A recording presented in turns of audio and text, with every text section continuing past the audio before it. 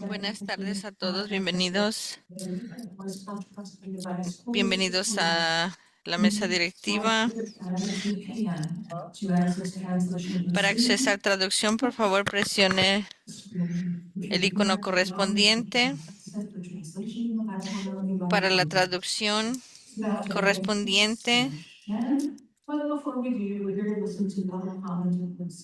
antes de que empecemos a escuchar, vamos a escuchar comentarios públicos. Y vamos a estar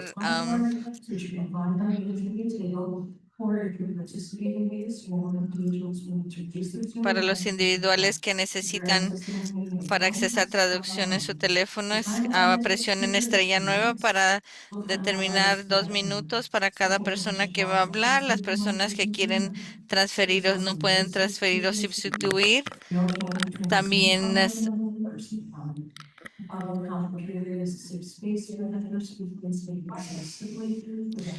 dentro de lo más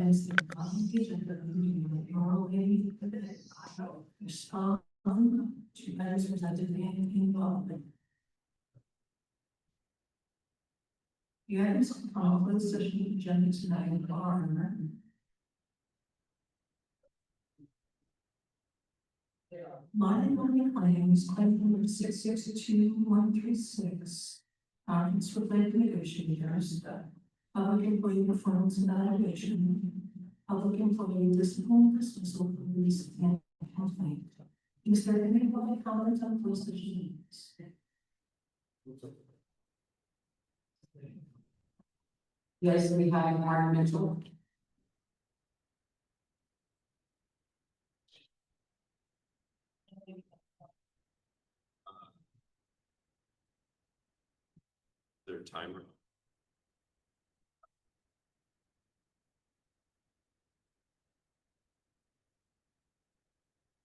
Okay, any president of the board. I'm just moments away from the Michigan Superior Court where I spent all day with teaching educators that were trying to take the right from property that was derived from them last summer, 2024, and destroyed the direction of the interim superintendent in the summer of 2025.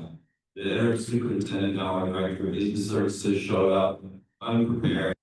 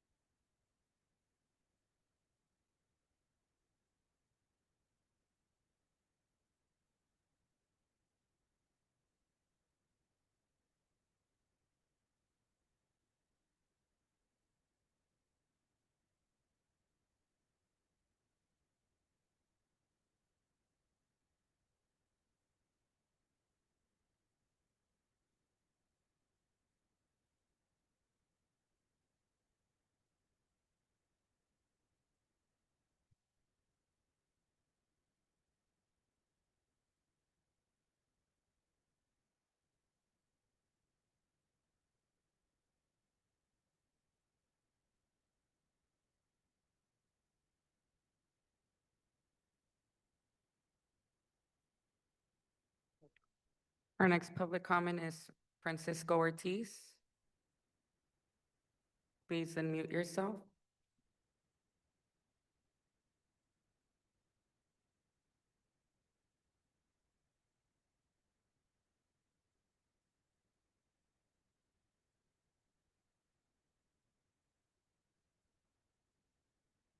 Please unmute yourself.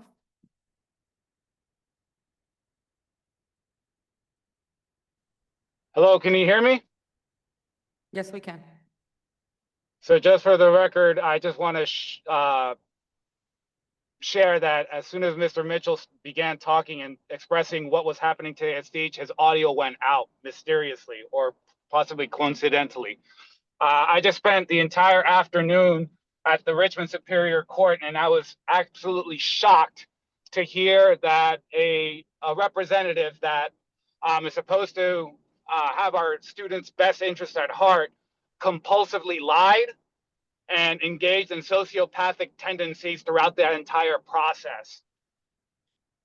I am very dismayed that our current CBO has handling a $500 million budget for our entire district and threw our board under the bus under oath.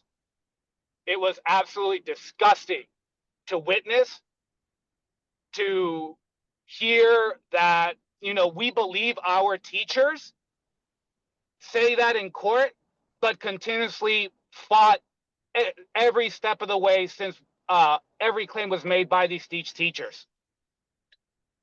It was absolutely disheartening to witness such a repeated pattern of dishonest behavior in front of the teachers who have been wronged, in front of a judge, and just continuously disregard the people who show up for our students every single day.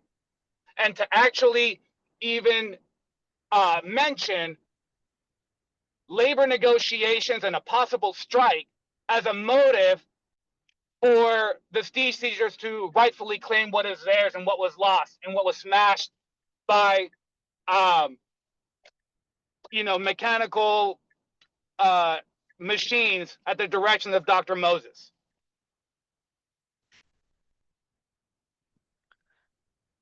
And our last public comment is Gina McLean.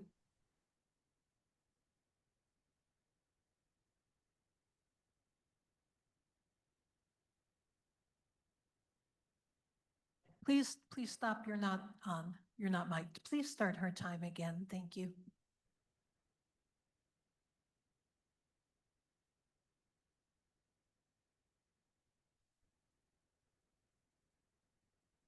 Good evening. Thank you for having me, and thank you for allowing me to speak to you. My name is Gina McLean, and I am the president of Contra Costa County Schools Education Association, and I work under Contra Costa County Office of Education, who is currently directing you to do whatever you're trying to vote in terms of your budget. And I just wanted to give you my experience as an employee, as a former bargaining unit team member, and now president. Let you know the County Office of Ed is not doing a good job in terms of even our union. And I'm shocked that you guys are listening to them, because they are not the expertise nor the mathematicians. And the fact of the matter is, we are having the same issues and problems. They are giving themselves lots of great raises. Lynn Mackey gave herself, I believe, a 12% raise. And then she goes on and starts telling us that we're losing some class. I mean, it's just been a mess. And then we went into fact finding, and actually we went into mediation, and then it's just been a mess. And I just want you guys to do your own math. You're elected for a reason. And if you are just going to follow what they say, why even have an election? Just follow what they say. Make up your own mind. Hire your own mathematicians and figure out the math. It's not good. And finally, I really do believe that it should be that you guys think, oh, we work for the district, or, you know, you guys, that we should all work for you. But really, you work for the students, and this is not working for students. And then, like, I really believe in a backwards model where students are your bosses, and then your teachers, and then mid-management, and then, you know, whatever top management you have. But it needs to be where every decision you make, you should think of your students. Thank you.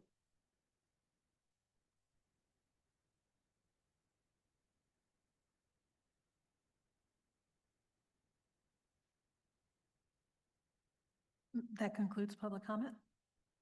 Okay, thank you to everybody who gave public comment. I'm recessing the board to close session at 5:12. We will be back at 6:30. Thank you.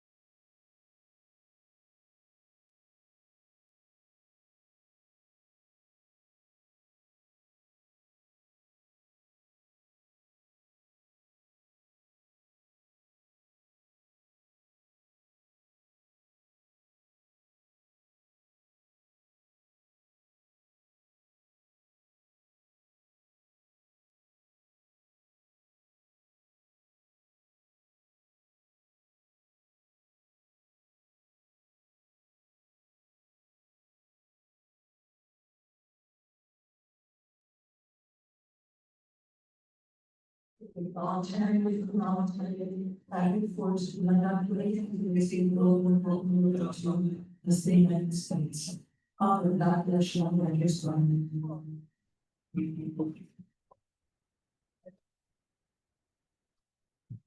Let's talk about the principal of the board with anti-racism statement.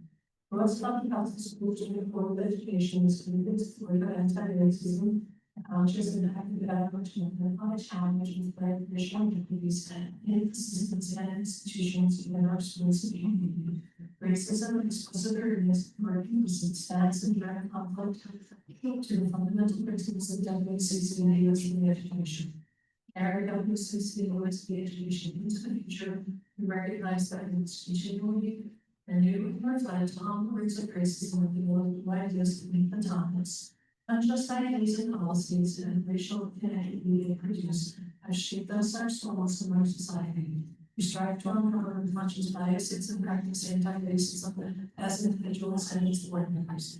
We challenge ourselves to work persistently with the support necessary for living to deepen our listening and our examination of racism and oppression, and to develop a strong understanding of how our personal experiences and feelings lead to a larger picture of continual oppression. Each member of our school board, individually and collectively, is responsible for creating and nurturing an anti-racist learning environment for each student, staff member, and community partner is a respected and valued member of the WCCU's community. We are uniquely positioned in its own responsibility to identify and dismantle racist ideas and inequitable policies in ourselves and across the district.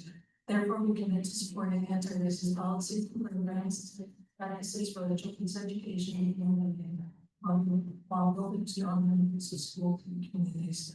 We commit to holding each board member accountable towards these goals and moving forward of anti-racism forward. We also commit to holding the most controversial unified school district staff, students, and community to meet these standards of anti-racism in our schools. Board approved March 20th, 2024.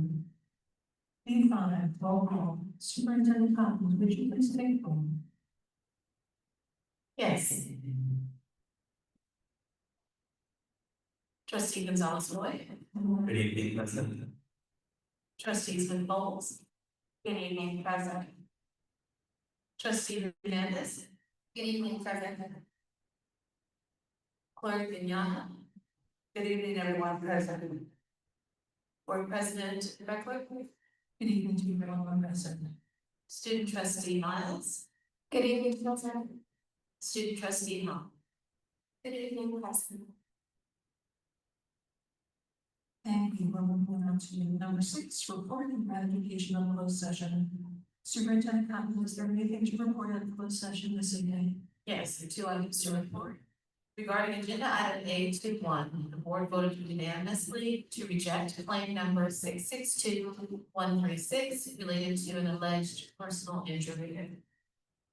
Also regarding agenda item A24, the board took action to terminate certificate employee ID 154415.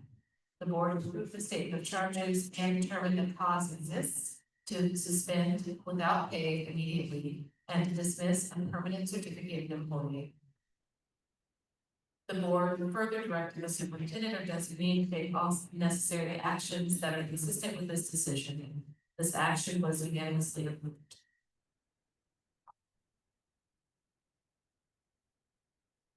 Thank you. Moving now to student performance. We have a Roberts team lead for 1 from Richmond High School. During the introduction. Good evening, President Beckler, Vignana, Trustee, Superintendent Cotton, and community. We are thrilled to have the Richmond High School's robotics team 841 here with us tonight. And to introduce them, we welcome Principal Reyes to the podium.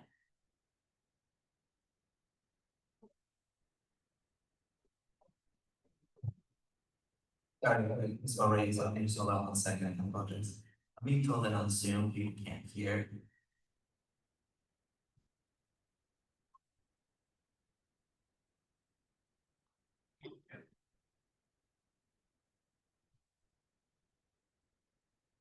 Good evening, test. We have a test Zoom.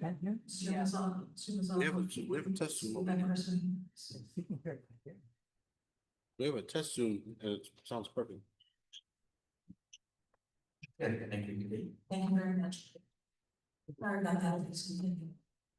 Good evening, President Beckler, board members, and Superintendent Cotton. It is my pleasure to be back here to introduce our world famous robotics team. They are in the top 4% of the world, not California.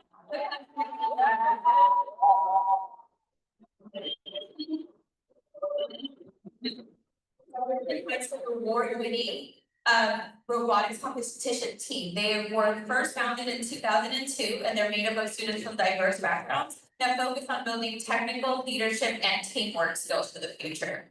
I just want to share a few of their accomplishments. In 2025, they won the Champions at Chesney Champs and WRRF Cal Games, which are the two most competitive off-season robotics tournaments in California.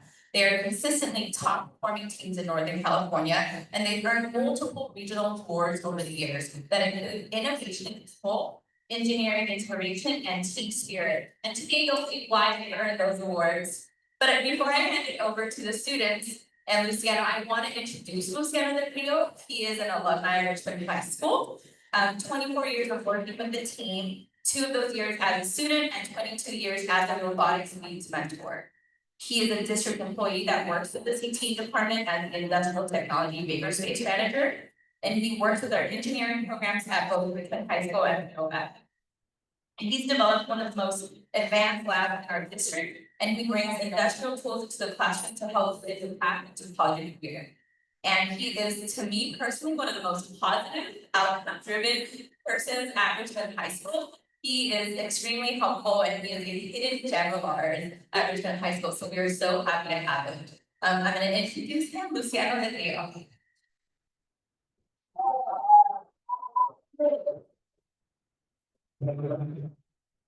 I'd also like to bring in Timaya Evans, because I'd like to have our students actually talk about the program and what it is that we do. So one of the things is being a byproduct of the West Country Pasadena Unified School District is something that I'm very proud of. You know, Richmond Milan, and also being able to help continue that with our current students and our former students that have all gone off to do amazing things, whether it's go directly into careers or directly to college, by participating in our program and being able to mentor them to basically show how they can succeed after they graduate from high school. Because the goal is, it doesn't matter whatever we do, the biggest thing I hope for my students and work towards is for you to be successful no matter what you do. And that's my biggest driving goal with our students, how can I make lasting impression for them. And I have Alice Stewart, our Richmond High School Robotics Program president this year, and then Mason, who is one of our admins as well, and I'll let them speak to the program and describe everything. So for those who don't know, First Robotics is an international competition. We've competed with teams from all over the world, some who come over here to California because it is a highly competitive state. To compete in California means more than just building a robot, building a very competitive one and competing against some of the best teams in the world. Teams who consistently go to world championships. We ourselves have established ourselves as a team that can go far and far with these types of teams.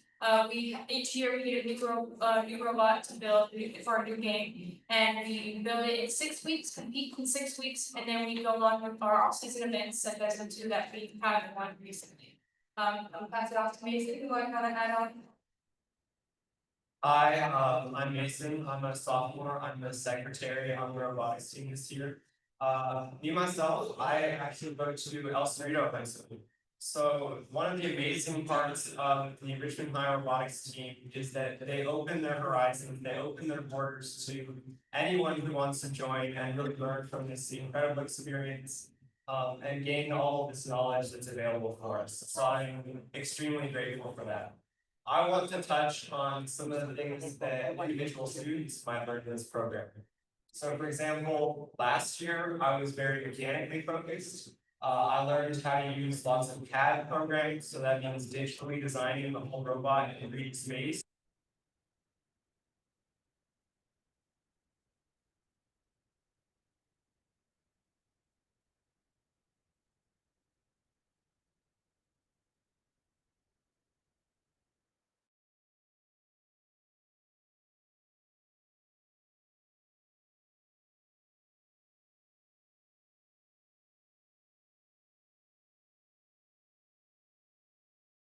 To learn our program and automate this.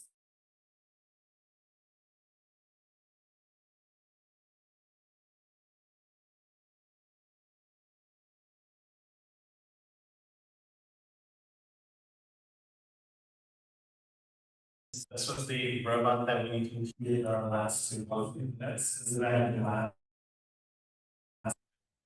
Have our human operator who will start to demonstrate a couple of things. And if you want me to describe, or shall y'all describe?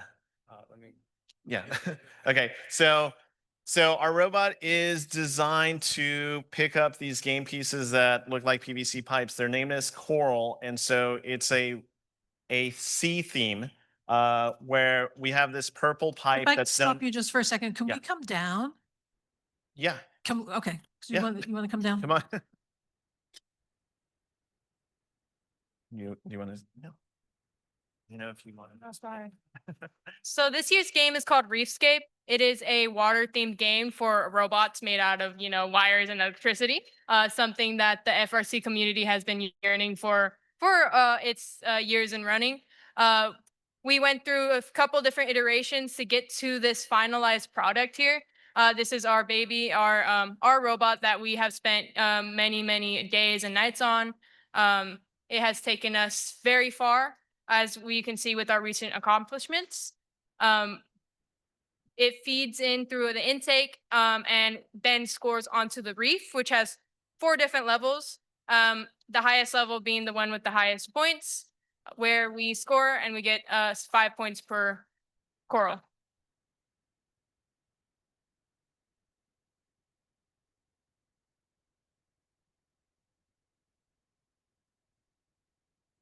One thing I always stress to our members is that this robot was not built just mechanically.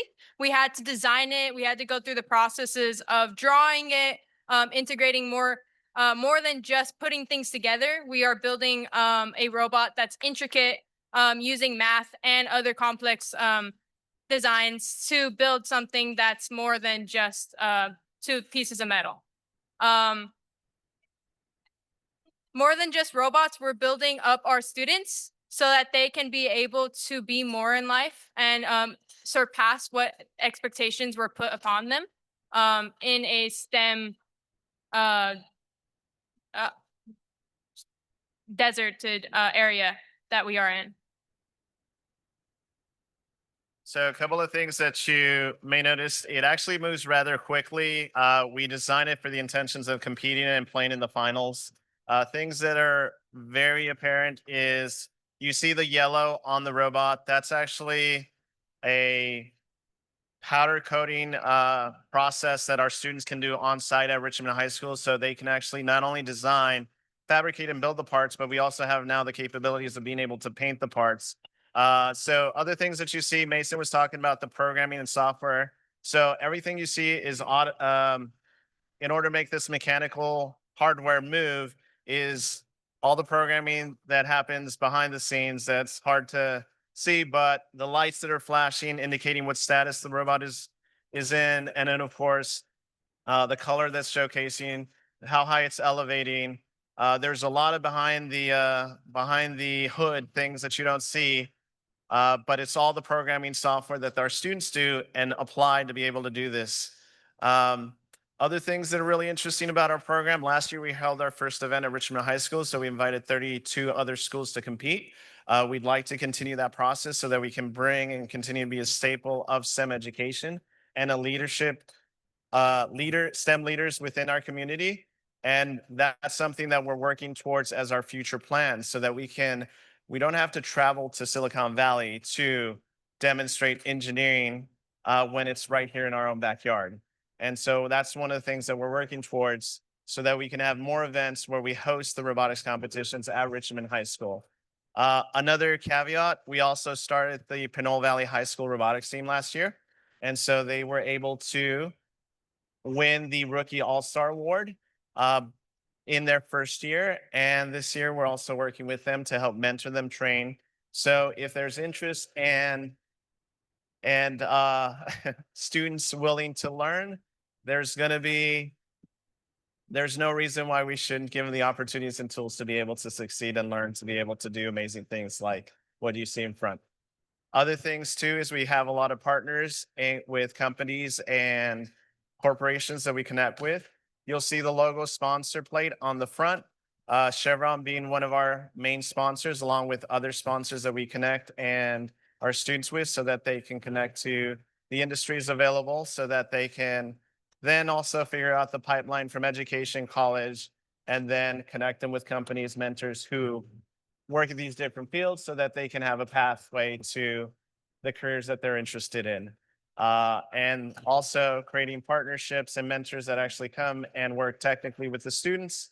So there's a lot of layers that we don't talk about, but there's a lot of things that happen behind the scenes to help give our students those opportunities so that they can do some amazing work, go and showcase it and demonstrate that they can be the next future leaders in whatever they do. Thank you so much. If there's any questions, we have a full array of yellow shirts.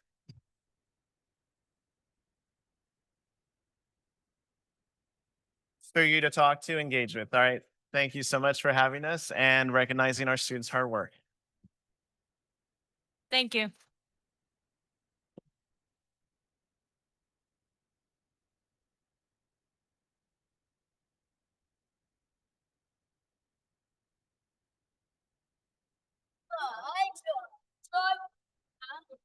I did.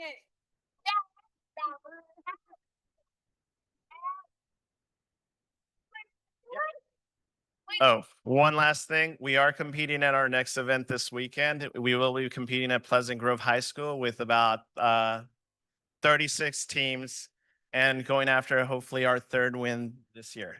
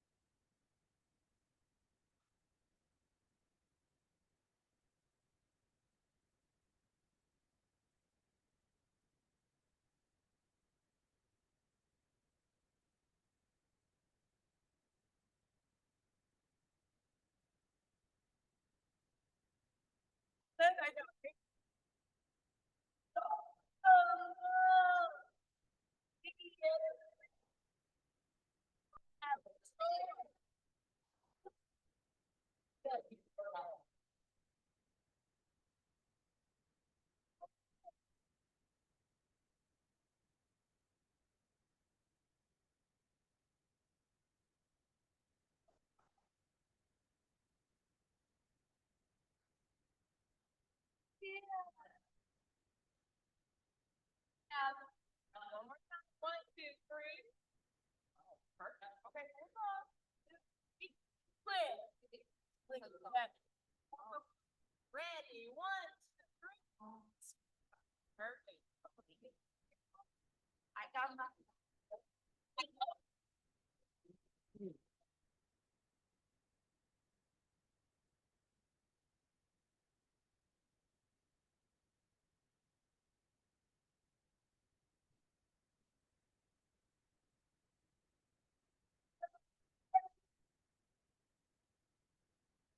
Thing is moving, man.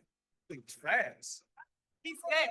They do this forever. Teach him how to go do grocery shopping. Go do grocery shopping. Yeah.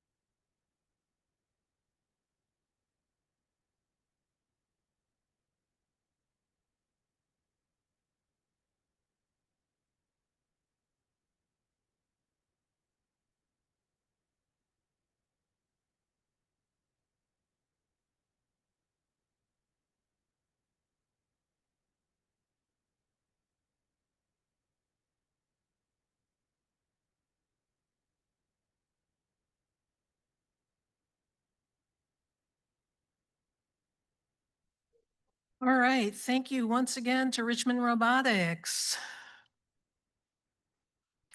We're moving on now to number 8, which is public comment.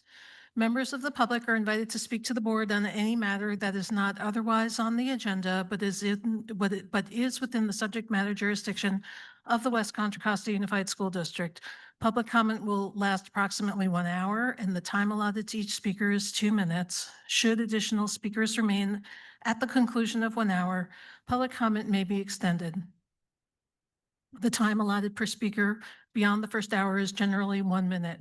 Individuals wishing to speak, please submit a WCC USD public comment card, or if participating by Zoom, individuals need to raise their hand in the Zoom app prior to the beginning of this item on the agenda. If you're calling in by phone, press *9. Speaking time should not be transferred from one person to another. There is no substitution of speakers.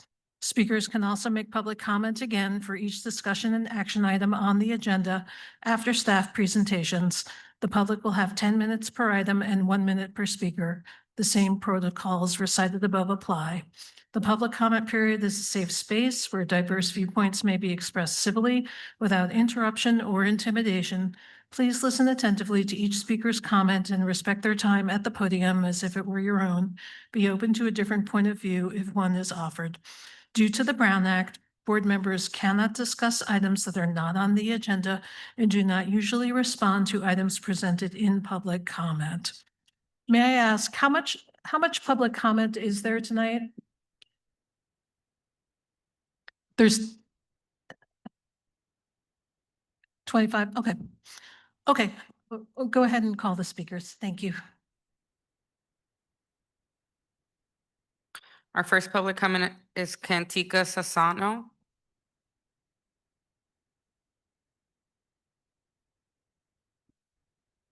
Good evening, board. I'm Cantica Sassono, a 9th grade Algebra 1 teacher at Richmond High.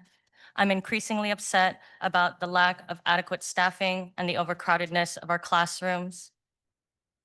My colleagues and I are burnt out and overworked, struggling to teach grade level content while differentiating for the diverse needs of many students. We also feel like we don't have enough time to complete all of our responsibilities: teach, prep, grade, analyze data, provide meaningful feedback, engage with families, go to meetings. As a bargaining unit member of UTR, I witnessed the months of intentional delays, lack of organization, preparation, and frankly, the level of learned helplessness from the board throughout our negotiations. It's an insult to see how quickly you move to approve pay for subs and consultants in the event of a strike. We're angry working without a fair contract, and we can't wait.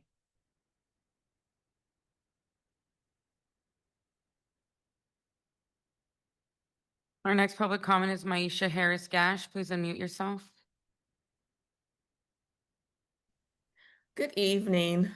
Each board meeting so far this academic school year, I have said, I have mentioned about the microaggressions in this district. And I am sick and tired of having to say, I am more than my employee number. Now, granted, I will stand up, I will advocate for myself. I love me, I value me, and if I have to say that to people, I will, but I should not have to.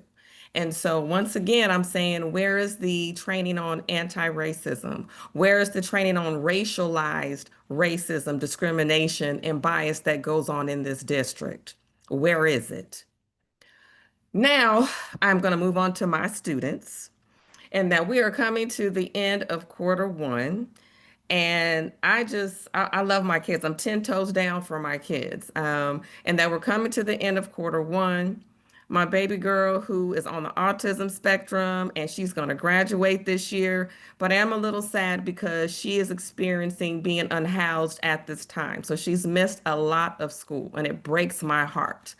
And so when I talk about how I come to work and I love what I do, I and many, many, many of my colleagues, we carry the weight, the emotions, the sadness of some of our kids. And so I am being challenged right now because of this in particular student. She has come a long, long way from a freshman being stuck in a corner because of all the noise and not knowing how to navigate Kennedy High School.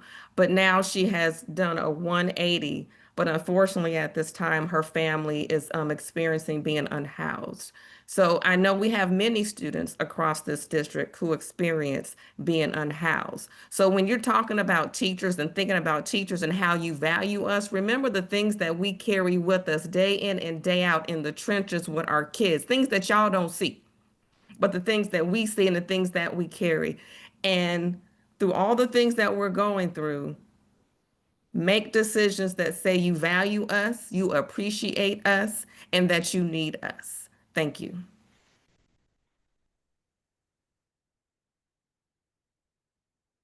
Our next public comment is Yvonne Pierce.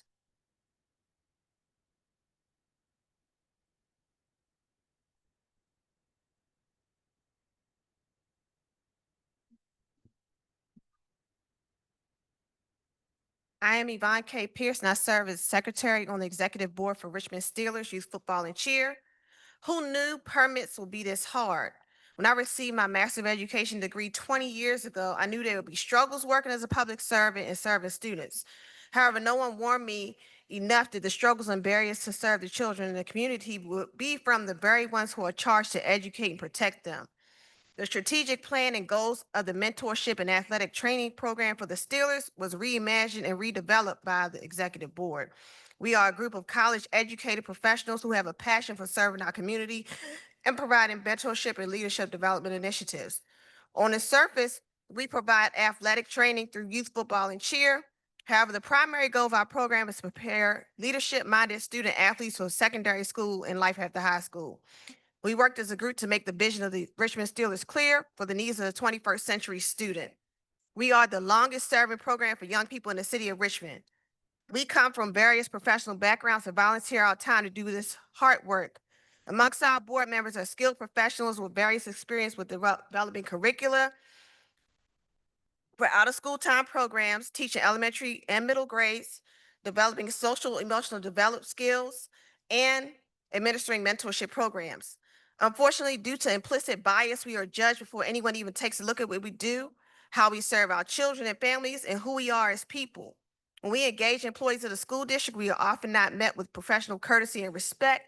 The very tone in which correspondence and communication is often handled gives us the feeling that we are not an entity that belongs here. There's a constant push to get us off of the fields of the schools that our own children attend. The fields that our property textiles and the property textiles of their grandparents pay to maintain and renovate. Thank you.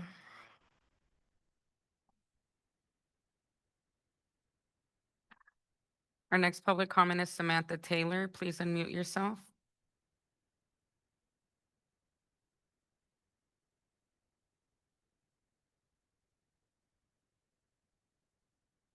Next public comment is Francisco Ortiz. Please unmute yourself.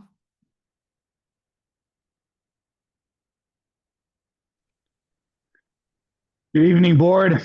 Francisco Ortiz, President of the United Teachers of Richmond. And firstly, I'd like to stand in support with all the community members in attendance advocating for fair facilities use for sports leagues. As a homegrown educator and former student in our district, I would be disheartened if I was in this district and saw that other more privileged families and students had access to our fields when our students and families could not.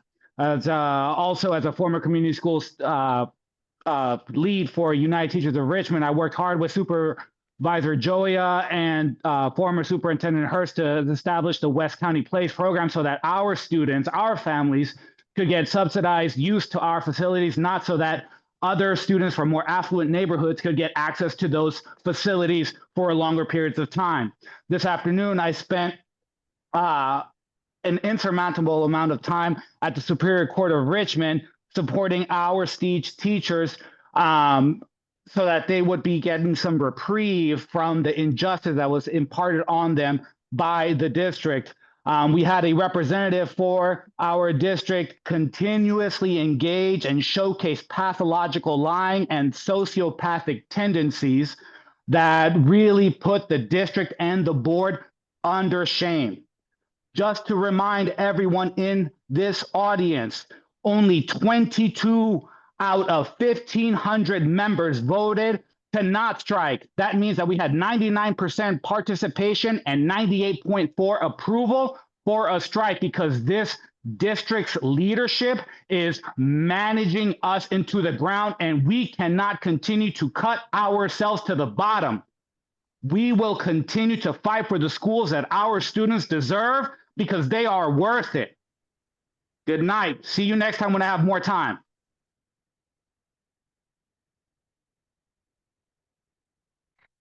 Next public comment is Catrice West.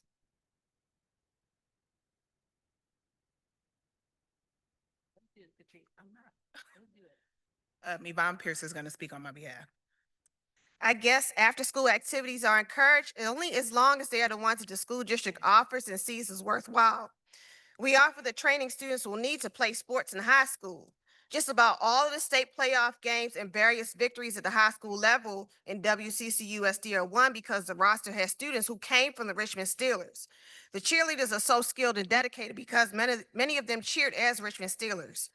Yet we are looked at as not being a necessary part of the community. Programs are supposed to be offered that meet the needs and interests of the students in the demographic that they serve.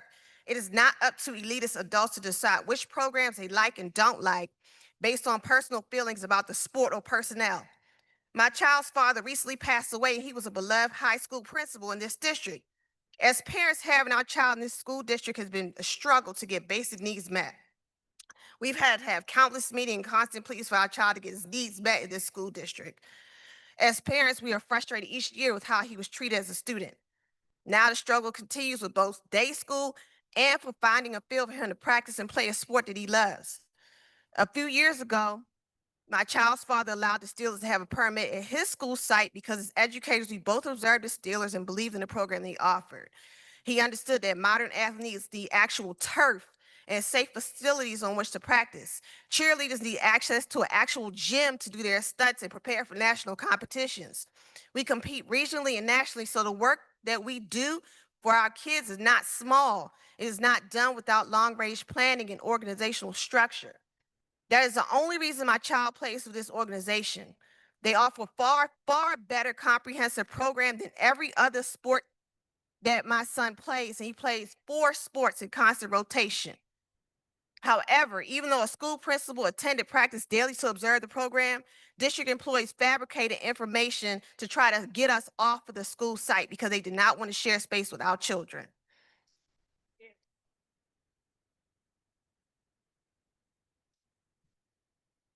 Thank you. Just a reminder, we don't accept a substitution of speakers. I've allowed it this time, but for next time, it's 1 comment for each person. Thank you very much. Our next public comment is Mary, and Chris, please unmute yourself.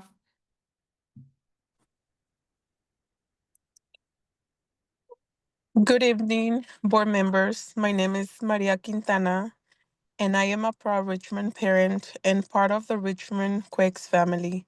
Over the years, Richmond Quakes has provided our children with opportunities to learn teamwork, build character, and represent our community with pride. For several years, Richmond Quakes operated under the Albany Berkeley Soccer Club, and we are grateful for that collaboration. It gave our kids a chance to stay active and develop their love for soccer. But it's important to recognize that our families are Richmond families. We live, work, and raise our children here. Our goal now is to continue serving our own community directly as an independent club in Richmond. Since the displacement, many families have struggled to access fields and practices. Some children have even stopped playing because transportation and distance have become too difficult.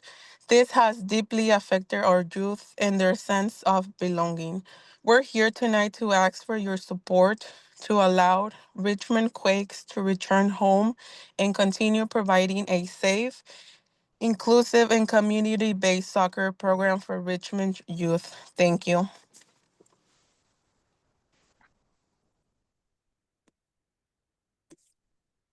Our next public comment is Don Gosney.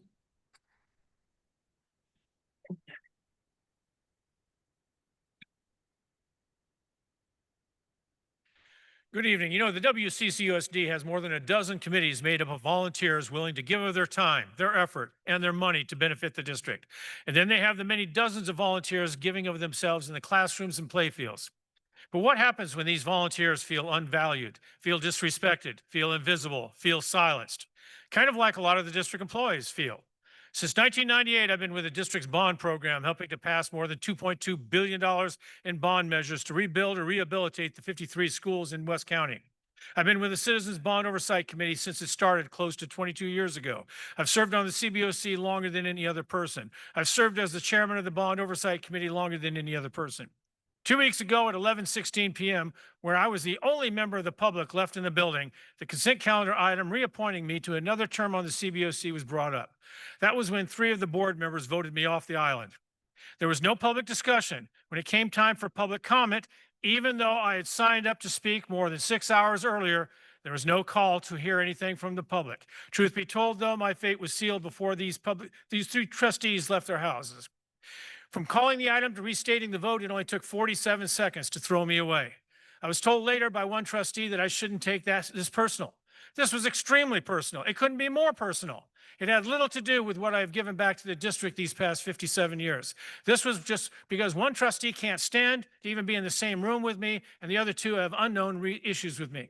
I say they are unknown because at no time has any of these 3 trustees or senior staff reached out to tell me that they have a problem with what I say, what I do, or how I say or do it. Absolutely zero effort was made to remedy the problem.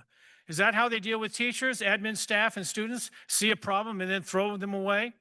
As someone who has been in senior management for 55 years on major projects costing more than $1 billion, I can assure you that this is an extremely bad management style. When the public sees how I was treated in this manner, why would anyone want to?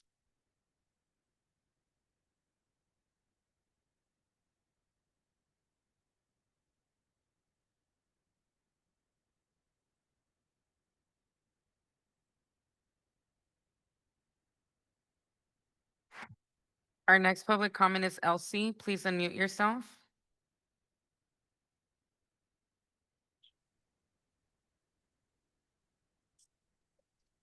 Good evening, board members. My name is Elsie Duran, and I am here representing the Richmond Quake Soccer Club.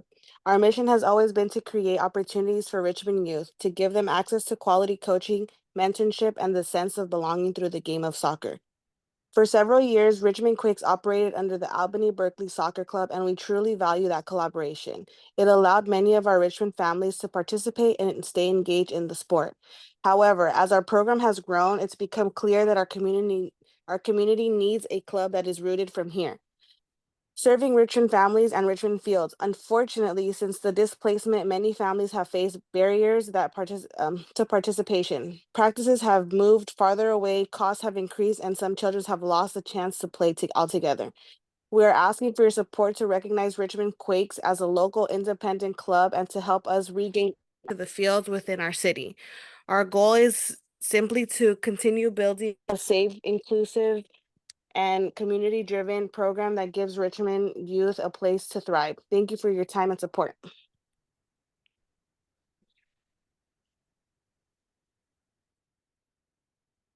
Our next public comment is Chris Pierce.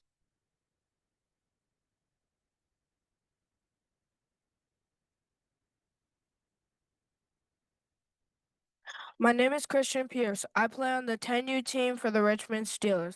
I've been playing since I was 6 years old. Football is something I love to play. I do very well in school. I'm an African American student of honor. Sports has helped me to deal with the death of my father. I did not miss any time from athletics. It keeps me going.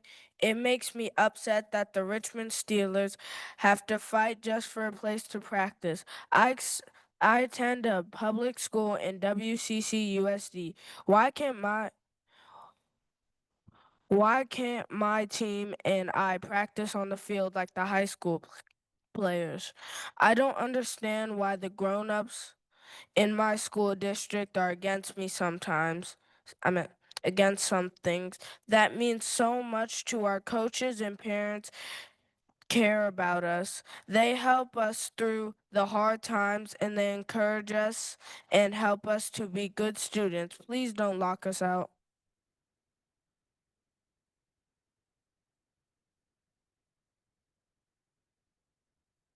Our next public comment is iPad. Please unmute yourself.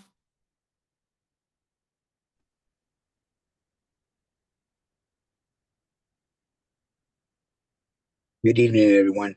My name is Oscar Gutierrez, and I have the honor of serving the president of the Richmond Quakes Soccer Club. Today, I stand here not only as a club representative, but as a proud member of the Richmond community, a community that believes opportunity, growth, and unity through the game of soccer. Kennedy School has been more than just a field for us. It's been more than home. It's where players learn discipline, teamwork, and respect. It's where families come together, cheer, support, and celebrate and their children's success. Unfortunately, we have now faced a challenge that deeply impact our families due to recent decisions and allegations, suggestions that players are not Richmond residents. We have been forced to move our practices outside of our city.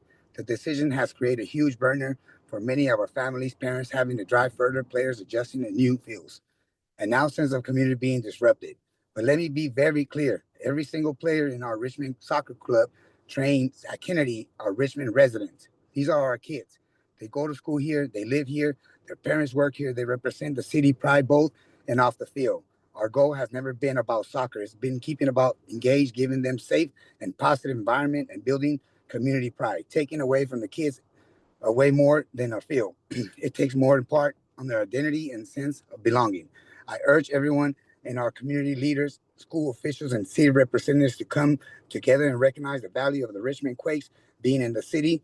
Let's make decisions that support our kids, not separate them. Let's open doors again. Richmond Quakes kids play in their own city. On behalf of the family, coaches, and players, thank you for listening and thank you for understanding and keeping opportunities alive of the youth here in soccer in Richmond. Thank you.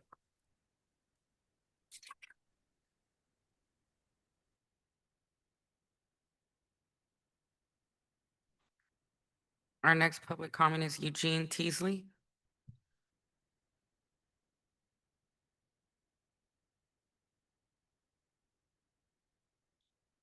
Eugene Teasley.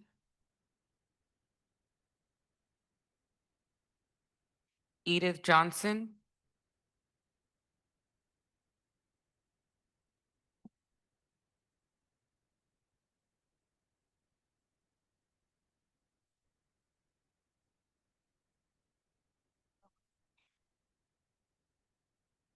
Okay. The outcome of Coach Pierce's support was for him to be disciplined and reprimanded by telling him he no longer had the right to grant permits on his own school. We readjusted and practiced elsewhere for a few years. When we returned to WCCUSD, we bent over backwards to make sure we went over and above and beyond to cross every T and dot every I. We had consistent meetings with our parents about parking and space sharing. Most of our parents drop off and pick up their kids to prevent too many people and vehicles occupying the school site at once. We serve 170 kids daily. We bought trash bags, bins, gloves, portable lights. We consistently had to track down the custodians to pick up our trash bags and discard them. We found a bin we bought a bin for our field. We bought gloves, trash bags of our own to take out trash every night. Volunteers and former Richmond Steelers attend practice daily just to pick up trash and make sure the site stays clean. We pay for school custodial services for weekday practices and for game days, yet we consistently have to beg to get bagged trash gathered and taken to the dumpsters. Our staff picks up trash, any and all trash off the field every day. Yet we get stories fabricated about us not cleaning up when we go out of our way to do so every night and every event. We even get accused of being at the school site on days which we do not practice. Our Steeler staff is full of people who work, so we do not have the time to be on site on days outside of our scheduled practices.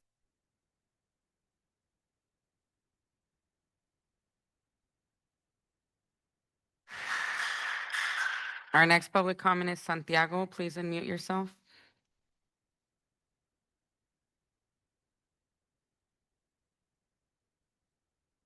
Hello, good evening. Pretty much my comment is that we, the community, since I was in high school, Richmond Steelers always had Kennedy High, Richmond United, we always had Kennedy, both clubs. We used to practice back, I'm talking about back in 94, 98, 2000, when there was a lot of violence, a lot of shootings. We would still be out there practicing with the kids, even though sometimes it was kind of dangerous. But we were there for the kids to keep them out of the violence. And out of a sudden, now that Richmond is considered a good community, good fields, we're not able to use those fields. I think that's just not fair for the community, especially that we're paying tax money.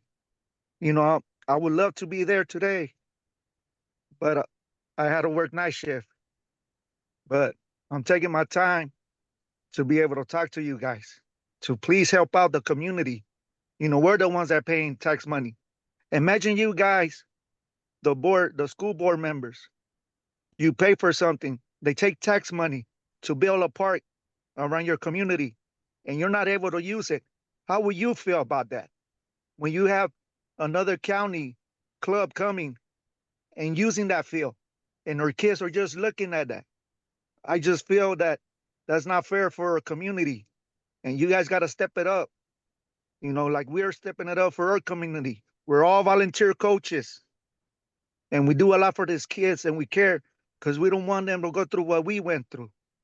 I've been living there in Richmond for over 30 years, and that's been a real positive now.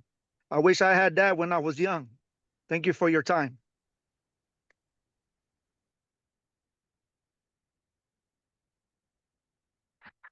Our next public comment is Mark Crawford.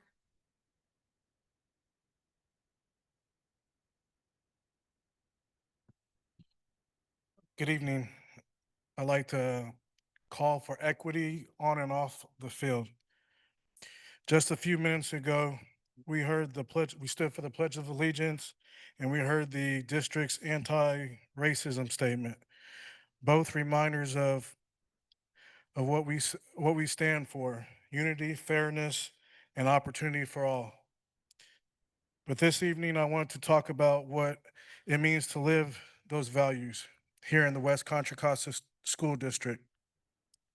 Many of you have seen the story on the local news about the Richmond Steelers football team, a proud symbol of discipline, teamwork, and community pride. Yet these young athletes have been playing on the field covered in potholes, dirt patches, and uneven ground with no proper lighting. Parents and coaches have had to hold up construction lights just so the boys could see where to run, play, and where to envision their dreams. The image says so much because this isn't about a football field, it's about equity.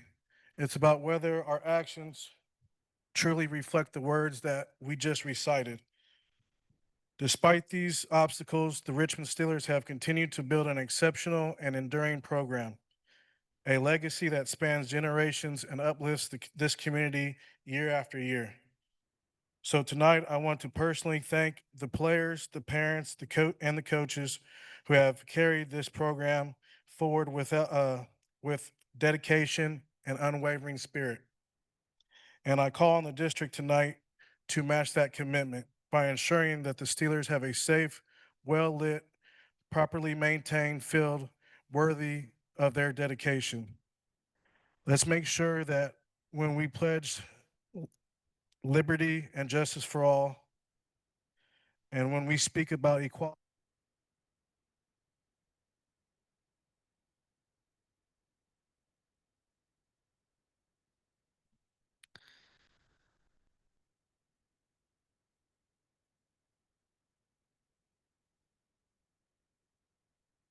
Our next public comment is Jeffrey Bean. Please unmute yourself.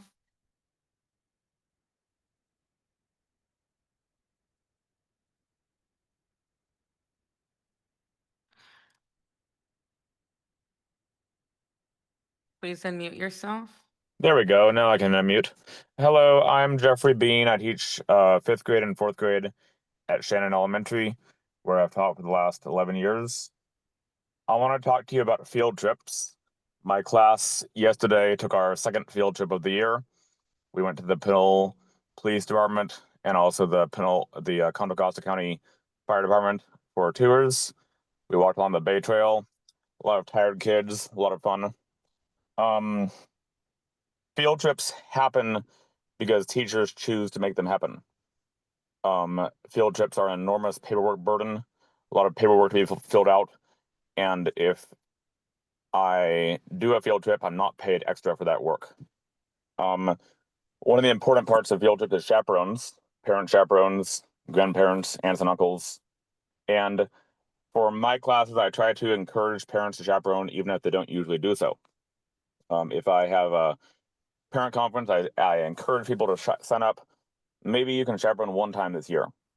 And recently I was disappointed by the district's decision to change the rules mid-year for parent volunteers. So they have to now reapply on Verkada every year and also get a TB test.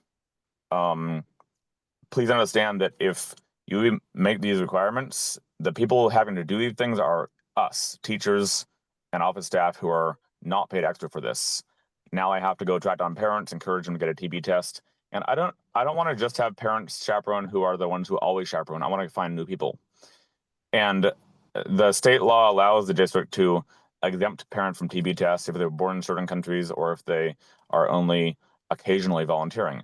So please keep the old rules. It was working fine. It was working great with the new Verkada system. And we don't need extra hoops to jump through. It's not fair to parents. Thanks. Appreciate it.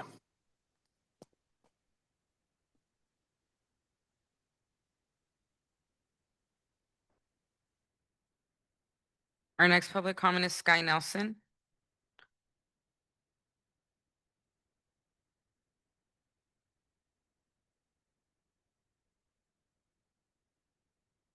Good evening, board. I'm Sky Nelson, parent and teacher at El Cerrito High School. I want to talk about the meeting we had October 13th, I believe, Monday. It was a special board meeting, and I want to state the position that I think was landed at and claim that, which is that we are working together to face any inequities that this district faces together. We're turning towards the county and the state and the federal government to say we need to protect our own. When we look at the amount of money we're fighting for each year in the budget negotiations, we know it's very small compared to some of the other things we're dealing with. So $7 million compared to that we cut last year, compared to the $7 million we need to fund 70 positions, compared to the 9.8 we're trying to raise with Measure T, compared to the number of things that I put forth for folks on the board to read and is on my website for community building group. I want to say that my understanding from speaking with community members about this issue, the field issue, is that it's also possibly a money issue. We make money off of renting the field. I don't know that that's the case, but that's what I've understood. And if that's the case, we got to understand that that's the same money that we're talking about with the budget cuts. It's the same money we're talking about with the funding we're not getting from local charters and equity for our special ed students. And the important thing is that we work together, all of us together, to solve these problems. We are a big family. I'm discouraged that Mr. Gosney was not voted onto the board. I don't know Mr. Gosney that well. I don't know any of us that well, but I know that we're a family. We work out our differences. And Mr. Gosney has been at every single board meeting I've been at, and I've been at a lot. So he's someone we cannot afford to lose. Measure T is, we cannot afford to lose Measure T. I don't think we'll pass Measure T without Mr. Gosney in our community. So if he gets frustrated with our politics, that's going to be a big loss. So let's treat each other well, figure out our differences, and work together to make things available for our community. Thank you.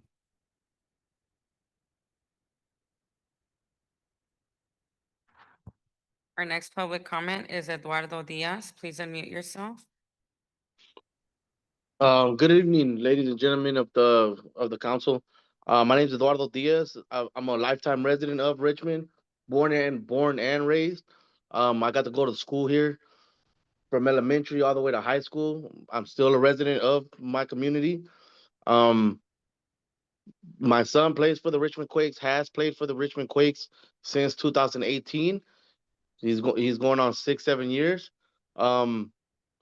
We're here. It's a big family. It's how can I say, we're a community. All of the kids from the Richmond Quakes are Richmond Quakes residents. No matter what everybody says, the Richmond Quakes are Richmond residents. Yes, we're affiliated with ABSC, but that doesn't take away from the fact that we are Richmond residents. Every single kid. So everybody's saying, no, this kid's coming from other communities. No, from other out of town. No, we are Richmond residents. So the same right that everybody else has for all the other sports and everywhere else, we have the same ones. We all pay taxes into our communities. We all live here. We work here. So thank you very much.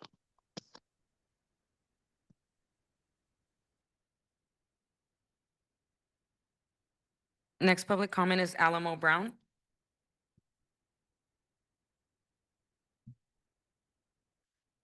I'd like to say good afternoon, board. And right now, Alamo Brown, a community advocate here in the city of Richmond, California.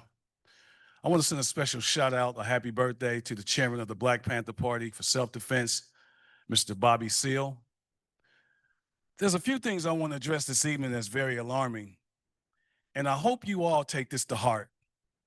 On behalf of Dr. Cotton, we appreciate you coming up with a policy to enact a policy that we can have fair and equitable procedures moving forward. However, I think we shouldn't even have to been here, and it's nothing to do with you because you weren't even on the board. I wasn't a member as a superintendent here on the board. Therefore, when we talk about this young man right here with the blue shirt on, his father was a beloved servant of this district. And to hear his heartfelt cries about the vicarious traumas that's going through his life, he just buried his father merely 4 months ago. And now he got to deal with these stressful events that take place, and he doesn't have a correct field to even practice on. This is the longest withstanding youth organization in the history of Richmond, California since 1907, since it's been incorporated. And this is the way we doing children? Come on, y'all, we got to do better than this. Every child that's in this building that's a member of Richmond Soul, Richmond United, and the Richmond Steelers, this is a slap in the face. We have a pristine field at Kennedy High School, and they can't even use it. Now, there's no disrespect to you, Ms. Moses. You were once a former cheerleader of the Richmond Steelers. With that being said, at least show these folks some grace. This beautiful woman right here, I've talked to her for every day for the past 2 weeks. I've heard her cries. I'll be in disrepute if I did not adhere to the whims and the cries of these.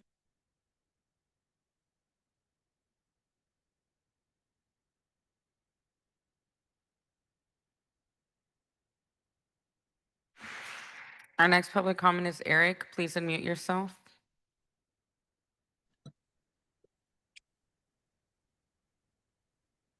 Good evening, board. How you doing? My name is Eric Linares. I am a board member for the Richmond United. I feel like I stand behind the Richmond Steelers, Richmond Soul, Richmond Rayados, and Richmond United.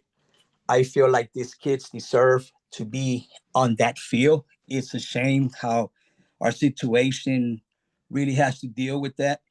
The company I work for, Rubenstein Supply, it's a sponsor for the Richmond United, San Pablo Little League, and I will be talking to the Richmond Steelers if we can become sponsors. As an ex-ABSC coach, the way they used to talk to us was come to our club, we have better fields. So to me, it's a slap in the face, like the gentleman just said, that now they're trying to come here because Kennedy has a great field. Mr. Eduardo hit something on the nail on the head, saying, yes, you guys are Richmond residents, but you guys are choosing to play for a club in Albany, Berkeley, which has no jurisdiction. That's Alameda County. And I think the prioritize should be with the West Contra Costa kids. I really hope that you guys can make this happen. Again, it's a shame what we have to go through. We are a proud community. Everywhere we go, we represent Richmond, San Pablo, El Sobrante. And I'm just asking you guys to reconsider and give a priority. We are all willing to share fields. And it's unfair for a club that charges $4,000 a year to come here, and just because they have money to throw away, it's kind of slapping the face to us, the Richmond community. So again, I stand behind all the Richmond-based clubs for field usage. Thank you.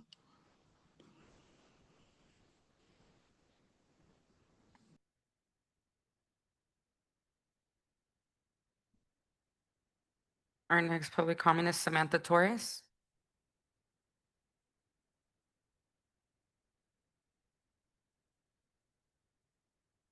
Good evening. My name is Samantha Torres. I am Commissioner for the Richmond Recreation and Parks Commission and President of the Richmond United Soccer Club. We are a 501c3 nonprofit, fully volunteer-run organization that has served Richmond for 30 years. None of our coaches or administrators are compensated. I'm here to address the ongoing inequities in access to Kennedy High. While Richmond United and Richmond Steelers have been denied in violation of district policy, a new facilities allocation policy means little if the same individuals who allow these inequities to persist for years remain in those positions. For 2 years, our community's concerns have been ignored. Today will be no different unless there's real accountability. Consider the data. Richmond's high school graduation rate is 82% and only 33% of adults hold college degrees. In Albany and Berkeley, those numbers are 97% and 67%. Richmond's population is 47% Hispanic and 17% Black, compared to 13% Hispanic and 3% Black in Albany and Berkeley. Disparities like lack of access to Kennedy High are not random. They reflect decades of systemic neglect and inequitable access to public resources in vulnerable communities like those in Richmond. So when outside organizations claim to serve Richmond while excluding our homegrown clubs from our own fields, that's not service, that's exploitation. Unlike newer soccer groups that expect equal regard without equal investment, we are not a charity case. We didn't just appear when a new field was built. We've been here all along. We don't ask for shortcuts. We do the heavy lifting ourselves. What we ask for is fairness, transparency, and rightful access for our Richmond youth. So let me be clear, Richmond residents, we are informed and engaged. Voter turnout in Contra Costa County reached 84%, higher than Alameda County's 81%. So we are paying attention. We will hold our leaders accountable, and we will remember this come election time. We will not support Measure K or any future bond measures.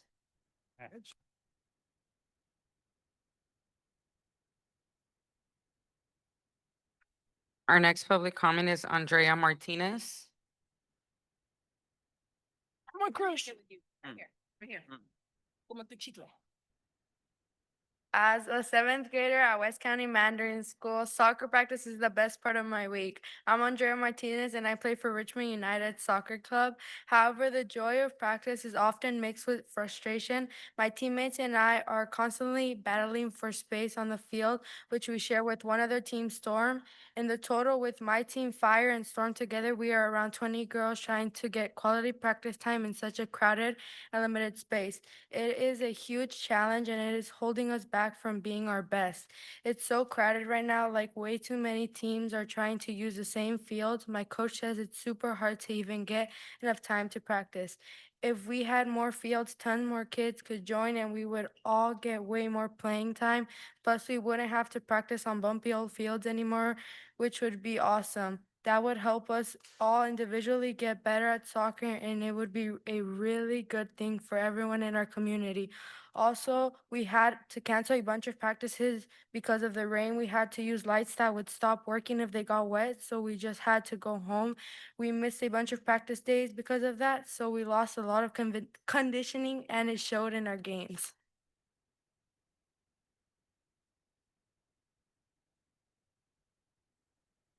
Our next public comment is Genesis Martinez.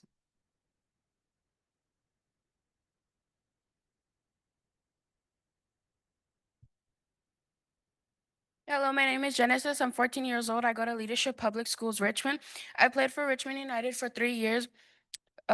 Soccer is really important to me because it gives me a sense of purpose, teamwork, and community. It motivates me to grow, and not only as a player, but as a person.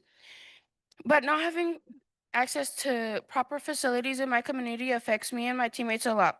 We don't always have the safe and reliable places to practice. Our fields has no lights. There are mosquitoes everywhere, and it's small that two teams have to share in a small quarter field. It's hard to fully enjoy and focus on the sport we love in those conditions. I'm here today as one of 3 team captains to represent my team and a younger girls team in our club. My parents have lived in Richmond for over 20 years, and many of our families has been here just as long. So it's really disappointing to see that some fields in Richmond aren't accessible to Richmond kids, but instead used by teams outside of the city. Because of that, we are limited to where and when we can play. We deal with uneven fields, no lighting, and tons of mosquitoes, which leads to early ending practices, injuries, and lots of mosquito bites by the end of the night. That's the worst part, honestly. Because of that, uh, yeah, I'm not here to complain. I'm here to speak up for the kids in our community who deserve better. We just want the same chance as any other kid to play the sport we love in a safe, fair, and supportive environment right here in Richmond. Thank you.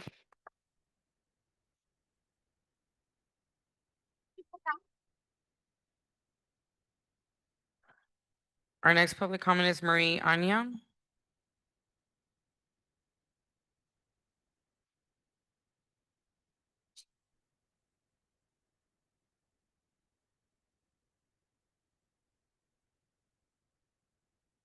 Thank you to the district reps that toured stage with me. 5 of the 9 concerns are now resolved. The play yards have water fountains. TK has appropriate recess stations, but they shouldn't have taken over a year to bring it. I hope that my other 4 legit concerns will be resolved. The follow-up letter that the district sent to me was insensitive and unequitable. To tell me that you're not going to provide shade on the big yard. And the solution is to have the principal cancel recess. That is unacceptable and unethical. Would never fly in Hercules, Panoa, or El Cerritos. The students' health and wellness is a top priority. Recently, it was proposed that sub teachers be paid up to $750 a day. I'm simply asking for $500 to be spent on a fantasy. Again, the children are the victim. Lydia, her peers, classmates. The October 3rd incident in Dijon's lawn was very sensitive and traumatic for students, staff, and families. Everyone saw the incident while dropping off students and even at TK pickup at 1:30 p.m. Please help shield these incidents by having some kind of tall barrier set up. Yes, both sites were affected by the tragedy. Please look into appropriate amounts of security cameras and security officers at both sites. Lydia is one of the youngest students at Stage. She's only 4. We want to make sure it is safe and a secure learning environment. I want to give thanks to the SPED department, who has been continuing to work on resolving the transportation and placement concerns. Lydia's class is very busy. The second SPED para is much appreciated. I can't wait for the first all app to be shared. Lydia's driver is excellent using a functioning car seat. This is my 5th meeting in a row, and my kids.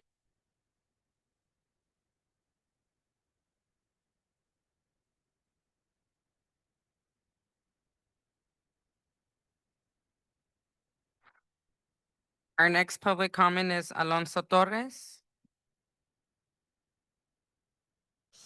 Good evening. My name is Alonso, and I'm from Richmond United Soccer Club. I'm just going to point out, Richmond Quakes, you're not displaced. You have access to Kennedy High School right now. Let's just put that out there. Yesterday, however, at the governance meeting, between being accidentally on mute for a good amount of time and having discussions on anti-racism and bullying, Dr. Kim Moses, you said something that really stood out to me. You said, harm can't be proven, it's felt. Think about that. Let it simmer. I'm tired of of us being treated like we're morons or lower class citizens. People with money or power want to and have kicked out our children off fields that don't belong to them. They don't belong to us either, but we have used them and paid taxes for them for decades. When it comes to Kennedy High School, ABSC continues to use it for weekday practices, and they are holding on to the permit without using it on the weekends. This is spiteful and disrespectful to taxpayers and, most importantly, our children. Ask yourself, if ABSC has been around for 50 years, why haven't they successfully advocated for more Richmond fields instead of coming to take them? The goalpost always moves for us. Rina Prasad is the person that connects the schools and the reservation system. First, Rina Prasad told us, you just don't understand our policies, like we don't know how to read. Then Dr. Moses said they probably beat you to put in the application in the reservation system. I asked for these timestamps and never received them. Then Rina says, you are putting the applications in too early. A partial public records request confirmed that that wasn't the case. And Dr. Moses, you confirmed that as well in person.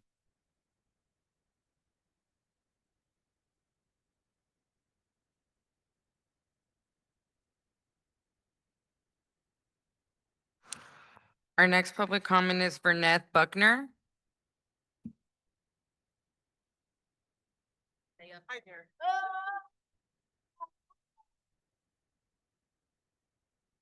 Good evening, school board. My name is Vernetta Buckner. I'm a 55-year resident of Richmond, California. I am shocked and appalled that our children's facilities such as parks and recreations and school property is being leased out to another county. I have 4 daughters that went through the West Contra Costa School District. I've never seen this type of thing go on before.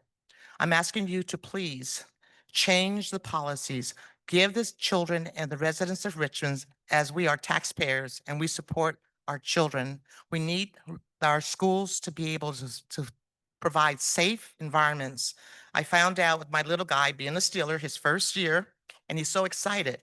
But then I found out in talking to him, he's 6 years old, there's no facilities for them to use the bathroom. What are we teaching our children? Where do they relieve themselves? We as adults know we're going to find the first bathroom every time we enter a building. So I'm asking, why are they not able to use public restrooms or even a porta potty, something? They have no choice. Along with the poor conditions of the fields, there's no lighting out there. And it could be an ADA issue with people that are limited. You don't have easy access to that.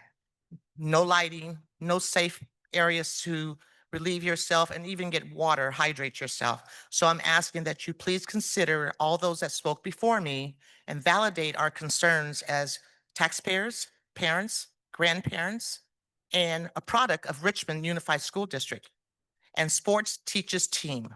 And we keep these kids safe off the streets and away from drugs and violence. So please take all these considerations at hand and to heart. I thank you for your time.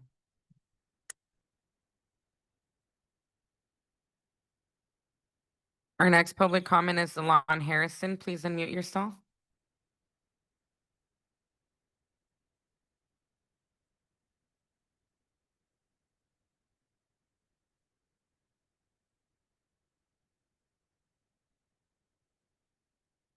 So Lon Harrison, please unmute yourself.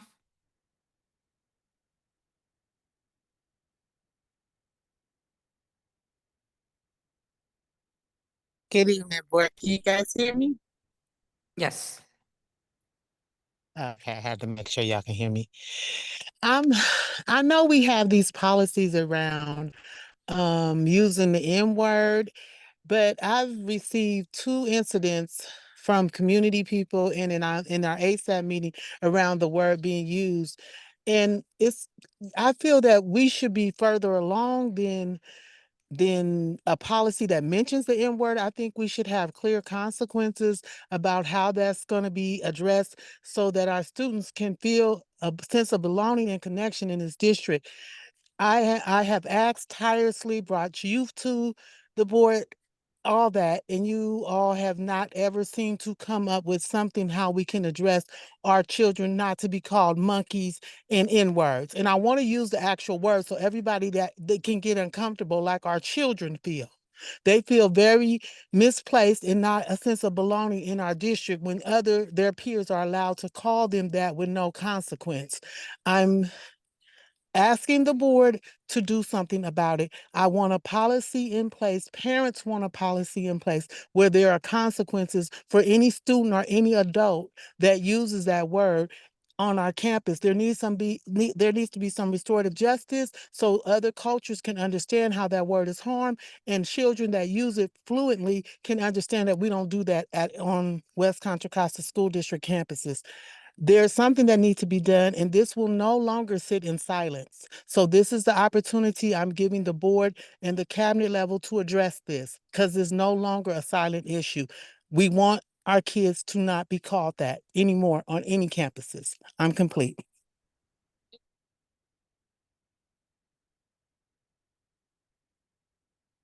Our next public comment is Lola Fielder.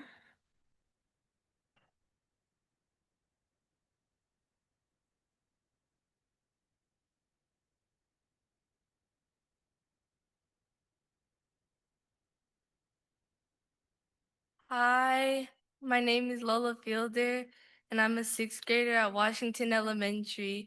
And I have played with soccer in Richmond for 5 years. And since I've played, we have practice on different fields with no lights and no bathrooms. We can't have proper practice, and it's scary with no lights. Please help us and open up our Richmond field to our Richmond clubs. Oh. Oh, thank you. And our last public comment is Aminata Fielder. Right here, Amy. Let's go. Hi, my name is Aminata, and I'm a parent of Lola Fielder. She's in the sixth grade at Washington, and she's a member of a Richmond United Soccer Club, Storm. So us, the people in Richmond, a lot of us don't have a lot, but we pay taxes because we have to, and our tax money built that field. And so it is a little disrespectful and disheartening that a field that we paid for isn't provided to our children. There's safety issues on these they're not even fields that we play on. We play at parks, we play on patches of grass, anywhere that we can find that we can kick a soccer ball around and put up a goal. We practice. There's no lights, no bathrooms. It's overcrowded. And I can't understand why preferential treatment is given to an area with more resources than what Richmond has. This has been going on for years. And what I can't understand is why the people that we vote on the board, the West Contra Costa Unified School Board, have yet to take action and make a field located at a West Contra Costa Unified School District school is made available to Richmond kids.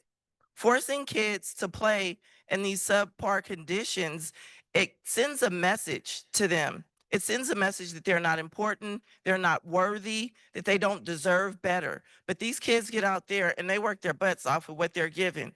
They deserve more.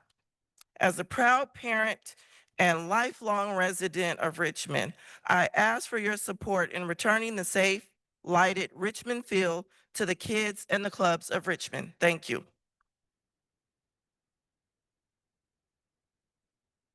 That concludes public comment. Okay, thank you very much, and thank you to everybody who gave public comment.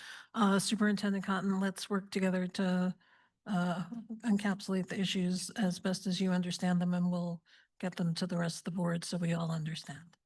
Yes. Thank you. Thank you, everyone. Okay, we're moving now to 9, agenda review and adoption. Is there anything from the board on the agenda? Yes? I would like to move F1 before the superintendent's report. Moving F1 to before the superintendent's report. Everybody okay with that? Okay, great. Okay, so we'll move F1 up, and then we'll move now to number 10, approval of minutes, September 24, 2025. Does anybody have any corrections?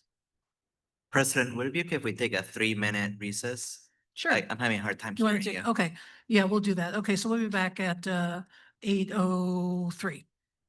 Thank you. Moving on to 10, approval of the minutes. Does anybody have any changes to the minutes? Seeing none, we'll accept the minutes as presented. Moving now to C, business items. Are there any items that board members would like to pull for further discussion? Seeing none, we'll pass consent as it stands. Moving now to F1. Wait, what is that number? I'm sorry. F1, discussion item, student achievement data moved up before the superintendent report. So we'll move to F1 now. Thank you.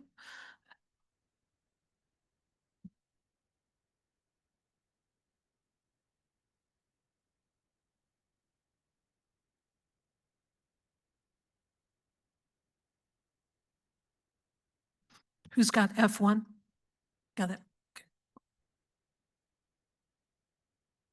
Absolutely. Good evening again, President Reckler, Clerk Anyana, trustees, Superintendent Cotton, and community members. As we pull up the presentation, we are excited tonight to have the teaching and learning team to present our 2025 student achievement data. Tonight's presentation is going to give you an overview of our district-wide progress in literacy, mathematics, science, as well as highlight how we're using data to be able to strengthen Tier 1 instruction across all schools. So I will wait until we get it pulled up.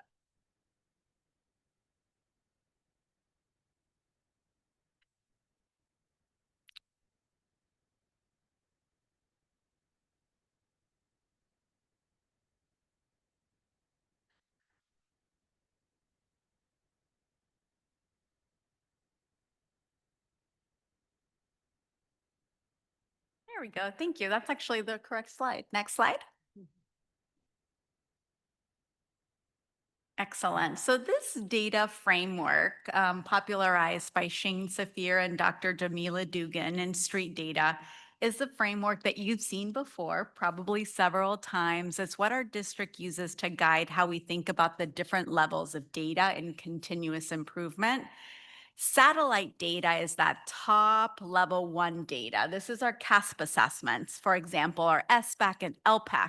And this shows us overall trends and growth. Yet this data that we get lags and it arrives after. So sometimes it's not as actionable as we would like it to be. MAP data, level 2 data, is more focused and gives us some direction. And the data here that's included is iReady, MClass, and MClass DIBELS. And street data, some of the most actionable and powerful, really center student voice, experience, and perspectives. And it really helps us to understand the why behind the numbers. This includes classroom observations, student work samples, and empathy interviews. And all of them are very important. And really bringing all 3 levels together gives us a fuller, more human picture of the learning that happens at our schools for our students and helps us to really lead improvement work. And tonight, we're going to be presenting all levels of data. Next slide. So this slide shows our most recent CASP results for all students in English language arts on the left and mathematics on the right. In the center of the circle, you can see that 33.39% of our students have met or exceeded standards, which represents a 0.86% increase from our 2024 results. And while this movement is in the right direction, it's not considered to be statistically significant. So we really describe it as we have maintained our performance. On the right-hand side for mathematics, you can see that 25.92% of our students met or exceeded standard, which is a 2.58% increase from last year. And this progress is more meaningful and points to a more promising progress, particularly as we continue to implement our new math curriculum in elementary and in secondary. Next slide. So this slide shows our CASP results over the past 3 years, along with our 2018-2019 pre-pandemic data for comparison. You can see that ELA continues to be a relative strength as a district. And while we've seen small increases in the percentage of students meeting or exceeding standard, the overall trend has maintained status quo and has not returned to the pre-pandemic levels. In math, we're beginning to see some stronger signs of recovery and growth. We've now surpassed those 18-19 results, and we've moved from 23.94% to 25.92% meeting and exceeding. And so this improvement signals a renewed focus on math instruction, and we hope and expect to see that Tier 1 implementation of our new math curricula continue to increase these. And we still have a long ways to go for both ELA and for mathematics. Next slide.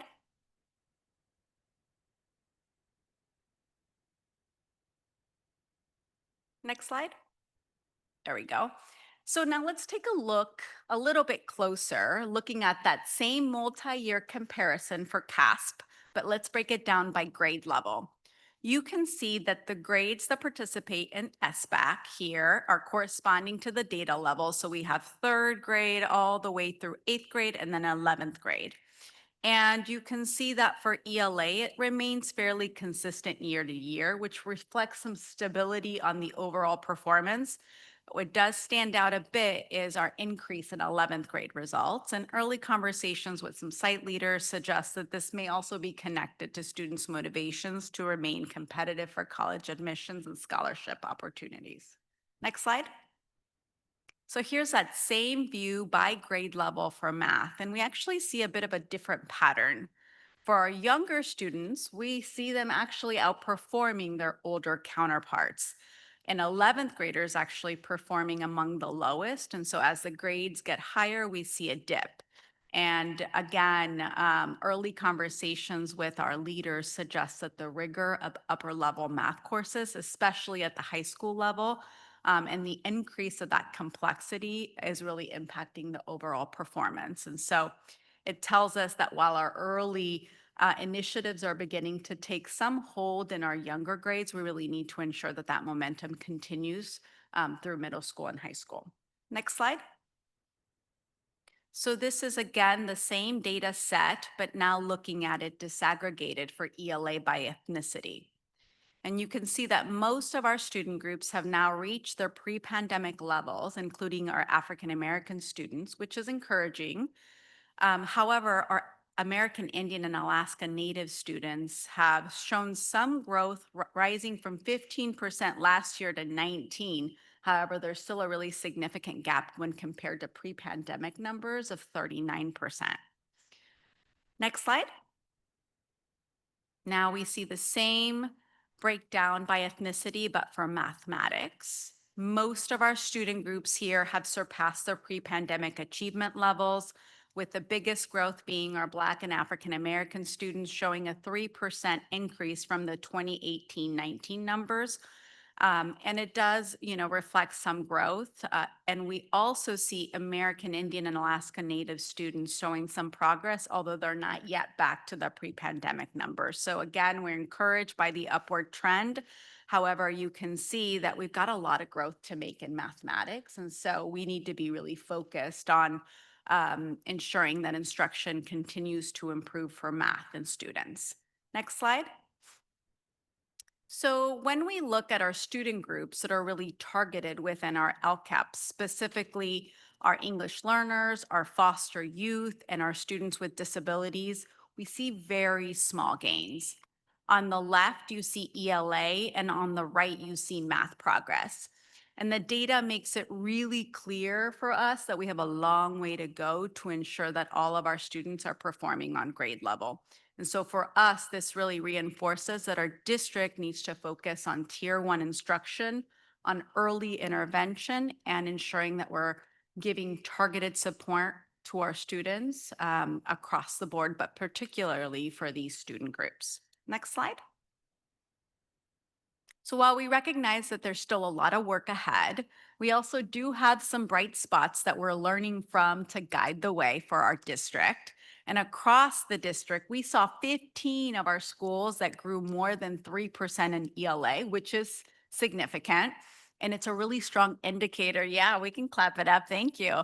I brought my posse tonight. And this really indicates that our targeted efforts are making an impact. And so most notably, this is for ELA. Richmond High School led the way with 12.7% increase in students meeting and exceeding standards.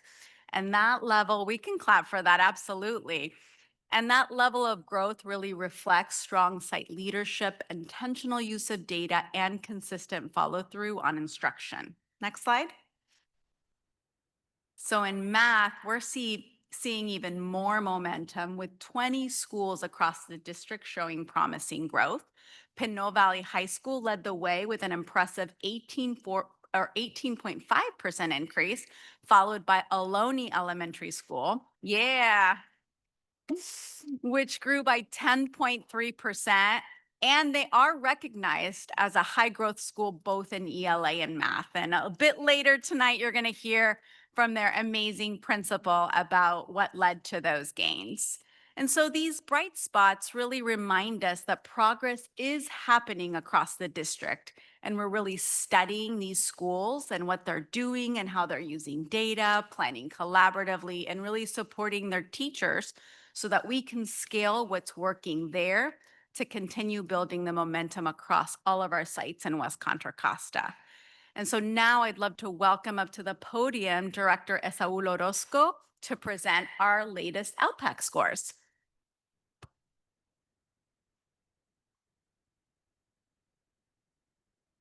Folks, always a pleasure to serve. Tonight, we're really going to look at areas of growth for English learners. This slide really focuses on the LPAC. The LPAC is the English Learner Language Assessments of California. It's also one of 4 criteria for reclassification.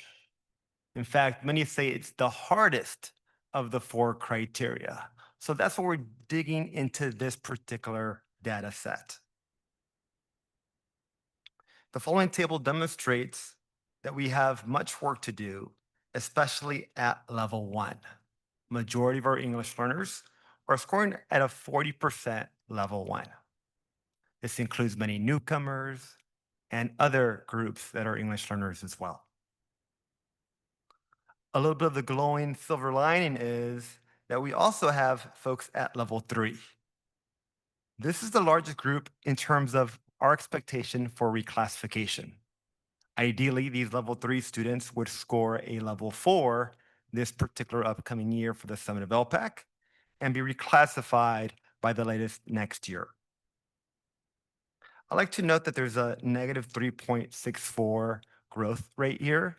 Now, I want to note that all the students who received an LPAC for last year are reclassified, therefore are no longer English learners and do not account for this particular measure.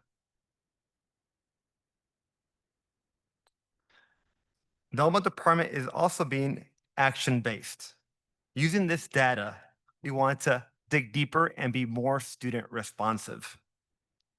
Off of a peak year in terms of reclassification rate, a 12.5% rate, which is a district high since the inception of LPAC, we have ways to go in order to meet our goals. Next slide, please. The following slide digs deep into the years each student has been in the US. What is the expectation of an English learner in terms of being reclassified? And there's 4 key numbers we need to know. LPAC has 4 levels. The expectation of an English learner who arrives recently in the United States without knowing any English at all is expected to reclassify in 6 years. Now we have to gauge that expectation. That means our English learners can potentially repeat a level. So we have a 4-year level based in LPAC with a 6-year expectation growth. I also want to highlight areas of growth. Levels 1 is in blue, and we see they live in every single year. We would assume that level 1 students would be scoring level 1 maybe the first 3 years only. This is not the case. You can see level 1s exist also in years 4, 5, and 6. Some of the glowing points is that at year 5, we do have a majority now at level 2s and 3s. Are we meeting the 6-year window in terms of reclassification? Not quite yet. And the answer is yet. We have a goal in terms of using this data and using another strategy beyond the LPAC, which is the interim LPAC. Next slide. The interim LPAC is a new resource for teachers and educators to use with instruction. Last year was the first year our district implemented the interim LPAC, and it was actually recommended with conversations with families and voted upon by the MDAC, which is a parent committee representing English learners. Accepting the recommendation, we took the initiative, and last year was really dedicated in training teachers to administer the test. This was a new district-wide expectation. We had some successes last year, which means over 80% were able to participate. That means for the first time ever, they got to practice the LPAC. However, we just saw a bunch of slides showing, well, we didn't grow very much. What needs to shift? The interim LPAC is not just a test. It is an instructional resource. So this year's PDs are focused in using data to respond to student needs specifically in that moment. Our third PD, which is round 2, enhancing English learner with interim LPAC data, is actually tomorrow, and there'll be another one in 2 weeks. And our teacher turnout has been pretty strong this year. We're leaning on the interim LPAC because this allows not only for us to respond to students, it also allows us to increase student engagement through identified goals. Before you have to wait an entire year, and we talked about satellite data, we're hunting in terms of moving closer with the data that we're using. Before, a student wouldn't be able to identify what questions they got wrong. Now a teacher can identify what exact question they received wrong. And for our students who lose engagement because they received 1, 2 years in a row, which is normal at times, we can now measure if they grew from 5 questions to 10 questions, because growth matters and we need to track that better when we look at student growth and achievement. So that's just around the corner. I believe that's the end of the slides. And we look toward increasing our English learner districts-wide. Thank you. Next slide. Okay, so now here we have the results of our California Science Test, also known as the CAST. And our 5th graders, 8th graders, and 11th graders do take this assessment across the district to gauge how it is that our students are doing in science. And so you can see that 21.6% of our students met or exceeded standards in science, which represents a 1.35% increase from the previous year. And while this growth is modest, it is encouraging and showing that we're continuing to implement the next generation science standards and expanding on hands-on inquiry-based learning for our students. And we did adopt a new curriculum in elementary to support this. So we do expect that this will continue to grow as that's implemented. Next slide. And so this is again the CAST, but really showing it broken down by grade level. And you'll notice that we have a bar for 12th grade students. 75 seniors were reflected in last year's results. And after reviewing the data a bit more closely, we actually learned that those students were not tested during their junior year, which is when CAST is usually typically administered. And so those students were tested in their senior year so that the data would be included. And so For us, this brings us to a close around our satellite level data, those state assessments that are currently available. We will be providing another update once the California dashboard is released in November. And so now we're going to shift over to our MAP level 2 data that represents the data for this year's students. Next slide.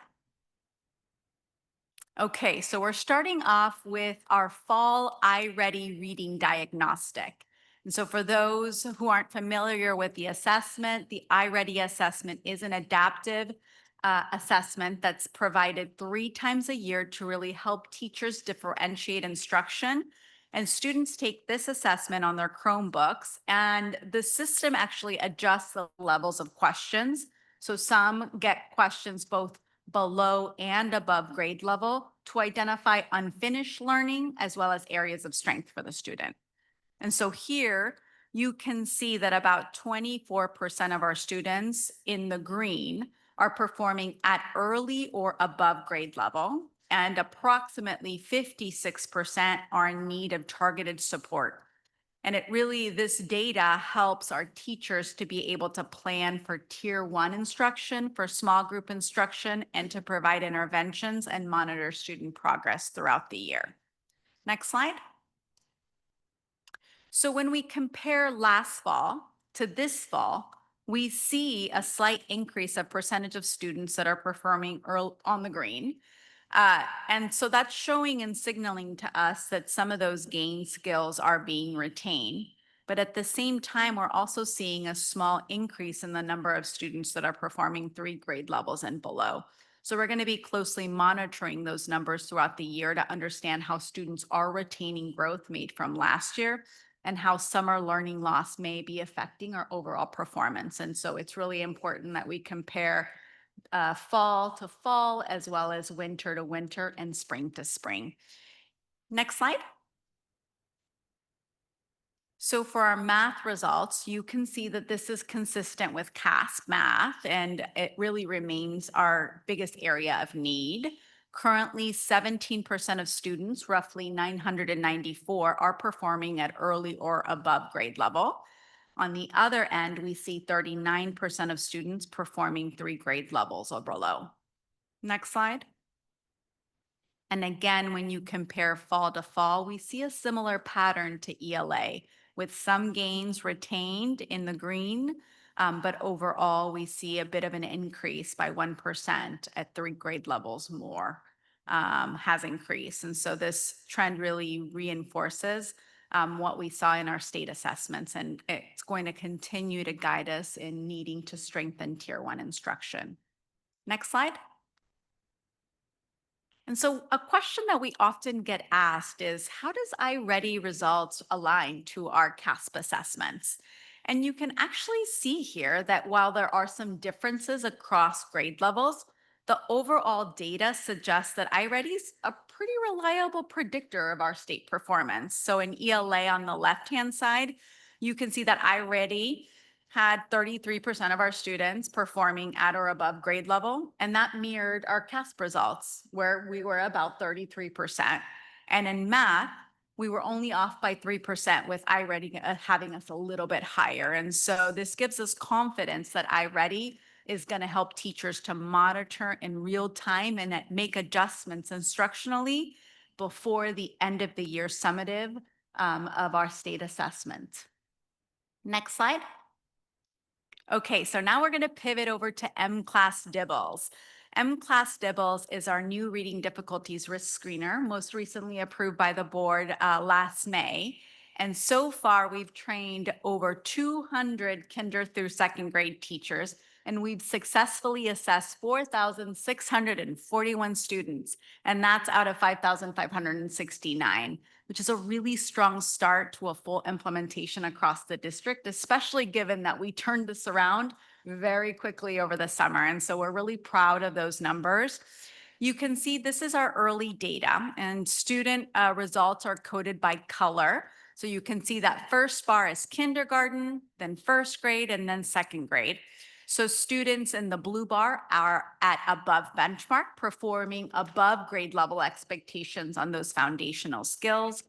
Green is at benchmark, yellow is below benchmark, signaling some risk, and red is well below benchmark, which is at risk. And when you look at our data holistically, you can see that about 40% of our students in kindergarten through second grade are performing in the red. And so they're identified as being at risk. And these results really give us a clear indication and a roadmap for the support that we need to provide our youngest learners through targeted tier 1 and small group instruction for early intervention to make sure that they're successful in reading. Next slide. So we're also administering MCLAS Lectura, which is the Spanish version of our early literacy screener for our dual language immersion students, as well as our English learners who need it. This is the first time that we've had an assessment that's also provided in Spanish, which is going to give us really valuable data on the biliteracy path that our students are on in DLI programs. And you can see that our participation numbers are not as high as DIBELS, and that's because we began assessing all students in English first. And those DLI teachers are now moving into the phase to do lectura. And so we are still administering those assessments in Spanish because we want to make sure that we're really capturing a full picture of that literacy development for our DLI students in both languages. And so we look forward to sharing our middle of the year results with the communities, with families as they begin to have their parent-teacher conferences coming up, and really strengthening that instruction to make sure that our students and our youngest students are set up to be successful early readers. Next slide. Okay, so this round of data really allows us to begin to reflect on our progress on our LCAP goals too. And so one such goal is increasing English learner progress on the LPAC that Director Orozco mentioned. And so one of our goals was to grow by 9% over 3 years. And so you can see that beginning from our baseline, and I apologize, it's really small, and signaling the yellow arrow, it shows that our data dipped. And so we are not currently on track to meet our 3-year target, and we would need to see significant gains in the coming year to be able to reach that goal by our 3-year LCAP in the gray. Next slide, or next click, please. So similarly, we had a goal that really aligns to this LCAP goal or LPAC goal that was to increase reclassification rates for our students by 9%. And you can see that in the last 2 years, we've increased collectively by 4.5%. And so in order to be on track to meet this goal, we actually need to grow by 4.05%. Director Orozco tells me it's absolutely possible, and we believe it is too. However, we're saying we're not on track yet because we expect it to grow 3% every year. And so we really need to make a concerted push to meet this goal. Next slide, or next click. So we also have a goal around increasing the percentage of our 11th graders who exceeded standard in ELA. This is a required metric that we have to provide for the state. And you can actually see that on the yellow arrow that we actually saw a bit of a dip. And so we're going to need to make a really concerted effort and learn from those practices that Richmond High is implementing, because we saw a very significant growth, to make sure that that's happening across our schools. So we need to make an 8% increase to be on track with that goal. Next click. And then finally, we did meet 2 goals around our targets for iReady, both in ELA and math. And so you recall that 9% was our goal to grow from fall to spring. We actually really exceeded this goal in both ELA and math, and in both K-8 results, as well as through our secondary 9 to 11. Next slide. Okay, so based on all the data presented, for us, the path is really clear. Our team has sat down, we've analyzed the data, we've visited schools, we've had conversations with principals, and we know that we need to continue to focus on tier 1 instruction, that we need to really build that first time instruction and create multi-tiered system of supports to make sure that every one of our students is receiving the right support and at the right time.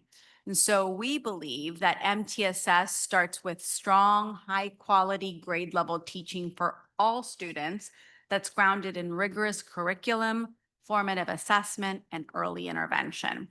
Next slide. And so that's exactly what we're going to be focusing on. So when we talk about Tier 1 instruction, that green line, we're referring to what all students receive as part of their first-time core instruction. So for example, at Tier 1, we're implementing a new math curriculum adoption. We know this is rigorous. We know that if our teachers implement this curriculum to integrity, our students are going to get access to the skills that they need to be successful. In addition to that, we also have universal assessments that give us the information that our educators need to be able to adapt instruction. So when we do assessments for everybody like iReady and M-Class DIBELS, that gives us that information that our educators need to drive instruction and monitor progress.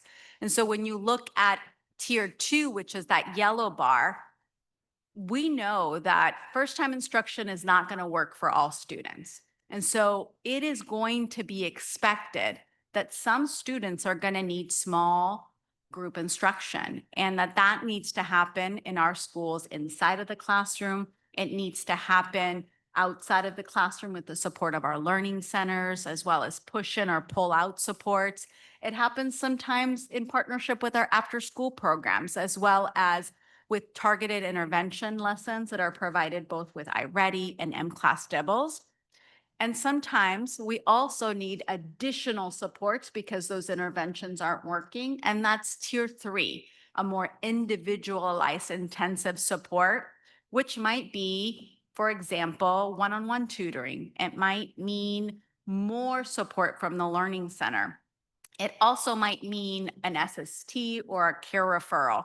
And all of these layers really work together to make sure that no student is falling through the cracks and that everyone gets their support. And so while this isn't happening yet at every school site, our goal is to make sure that first-time instruction and MTSS, the framework, is happening at every school site consistently. Next slide. So we have some next steps for each level of data.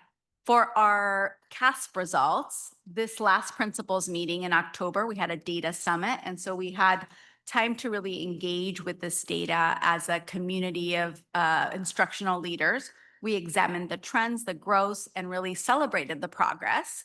Our site leaders are also hosting these data conversations at their school sites.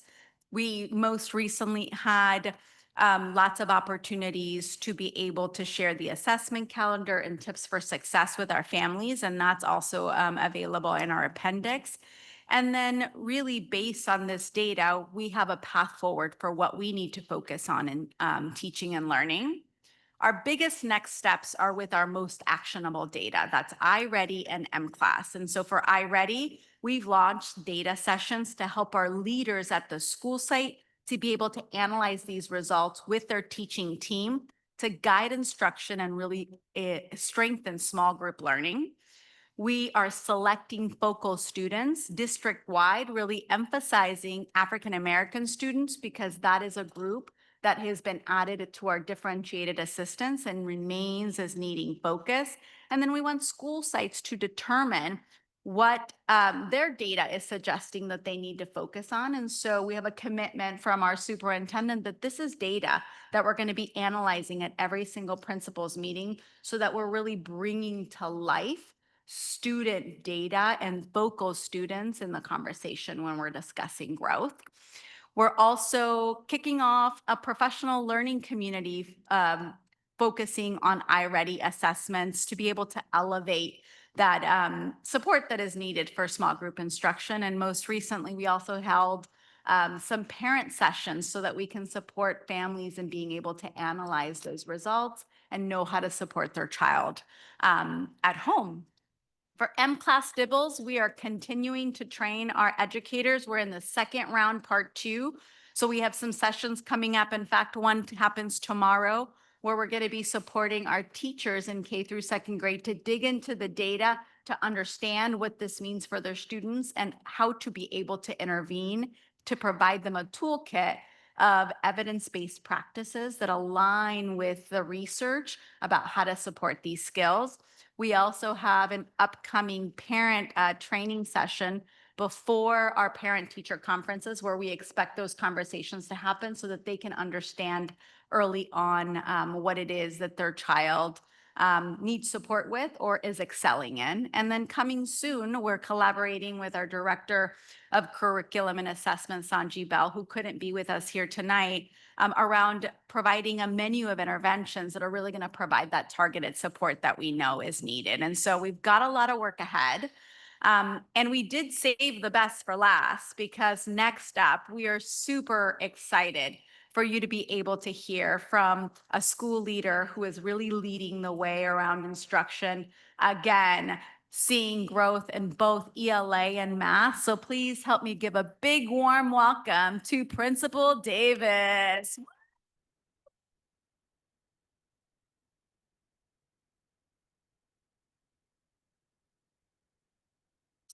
This is what I do at my school every morning. I say good morning, Ohlone, but I sing it. So I'm going to sing for you guys. Good evening, WCCUSD. You love that? All right. Okay. Thank you guys for this beautiful opportunity. Shout out to my amazing secretary, my right and left hand, Miss Aurelia. She's here. And Miss Rochelle, the greatest psychologist in the world. Yes, yes.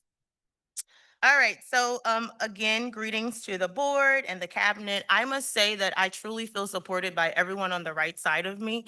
Thank you guys for answering my calls, for being there for Ohlone and for me I still consider myself a new principal, so thank you all. Clap for yourselves. Go ahead, Audrey, clap for them.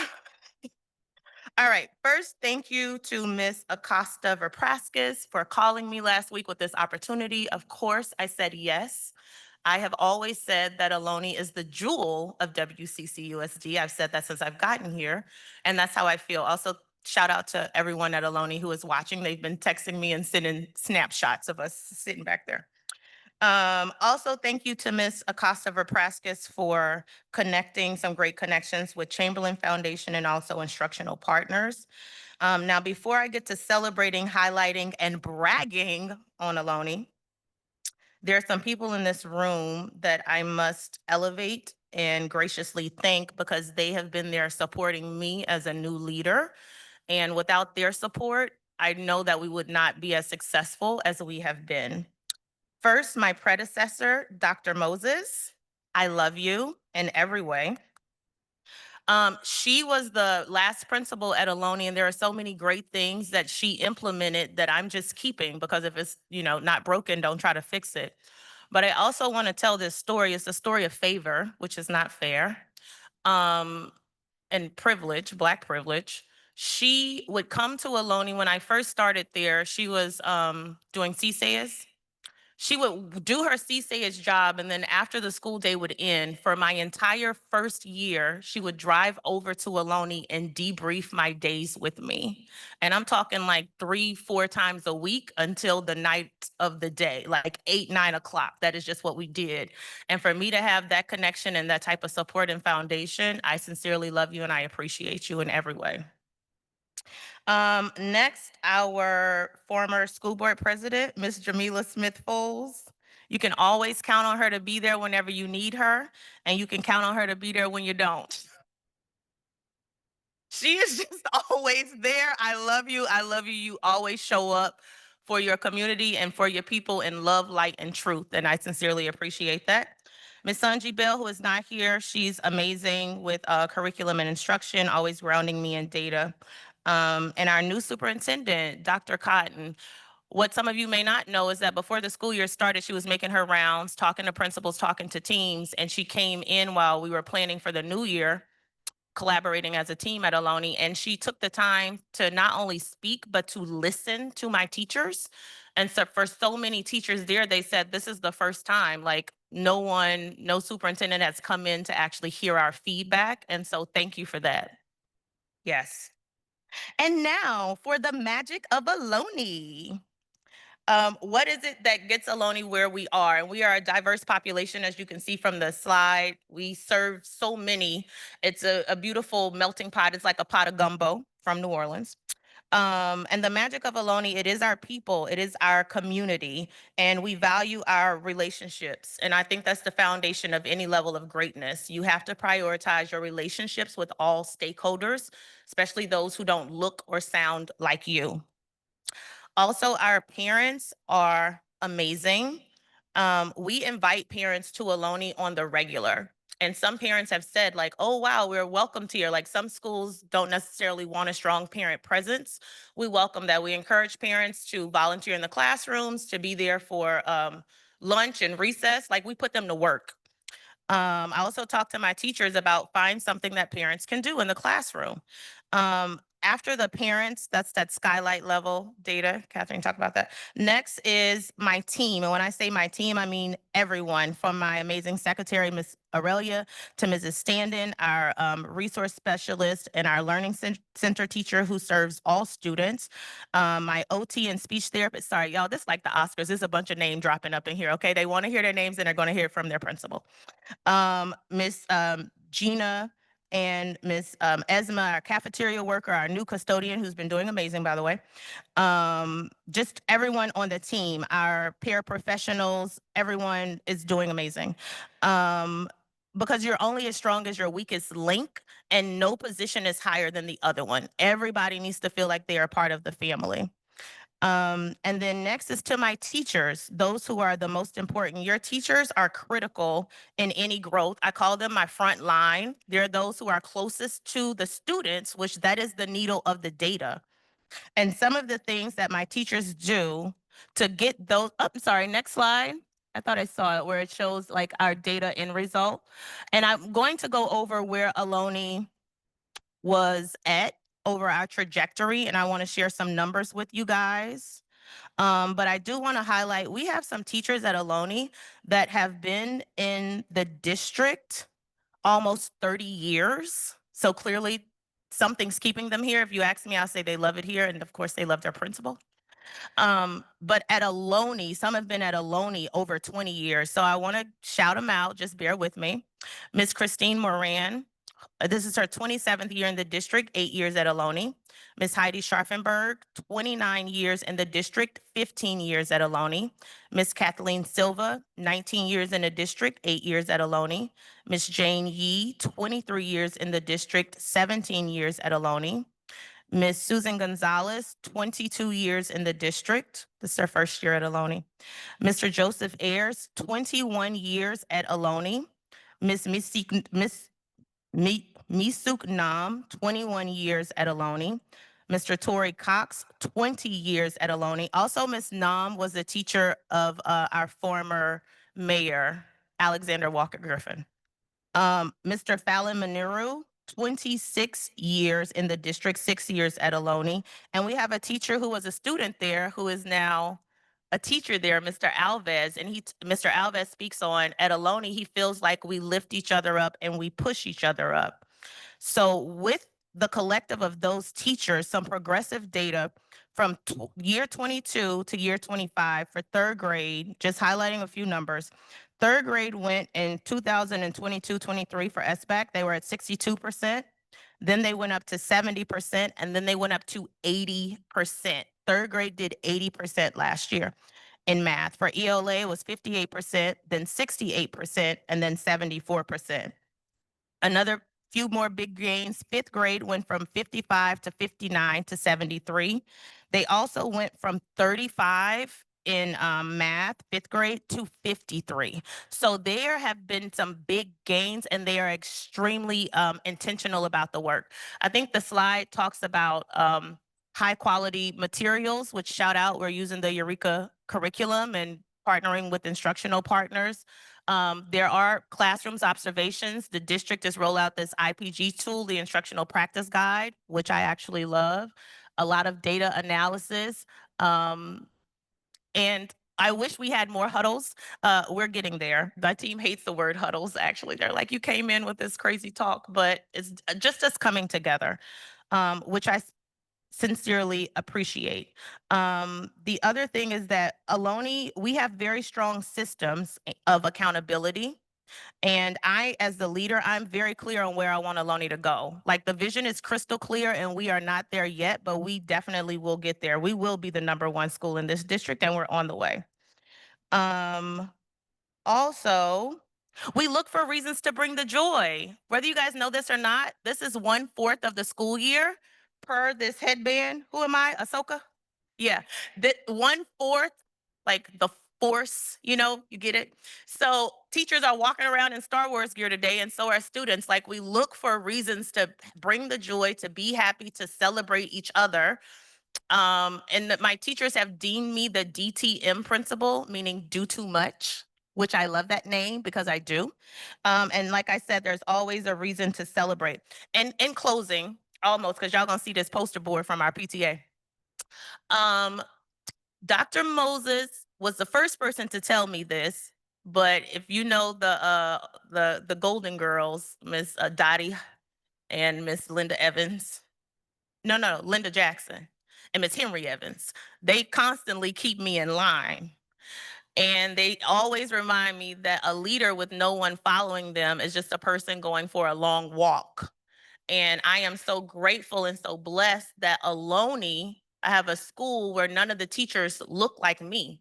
They have allowed me to lead them in partnership and in collaboration. I feel like I've earned their trust and their respect because my talk and my walk do line up with each other. And I'm happy that the district is now rolling out a focus on our African-American students. We've already been talking about that, and the team is excited to do the work. We definitely have a culture of learning and accountability at Ohlone. And so hopefully those numbers will also be projected. In closing, this is our PTA board. Ms. Vanna, could you get up and show the people? Ohlone is not Title I, so we do not have a lot of money, but our PTA comes through for us and we appreciate that. They sponsor our field trips. They give the teachers a budget. We have our jogathon. We brought the gardening club there. And so honestly, Ohlone truly is the jewel of WCCUSD.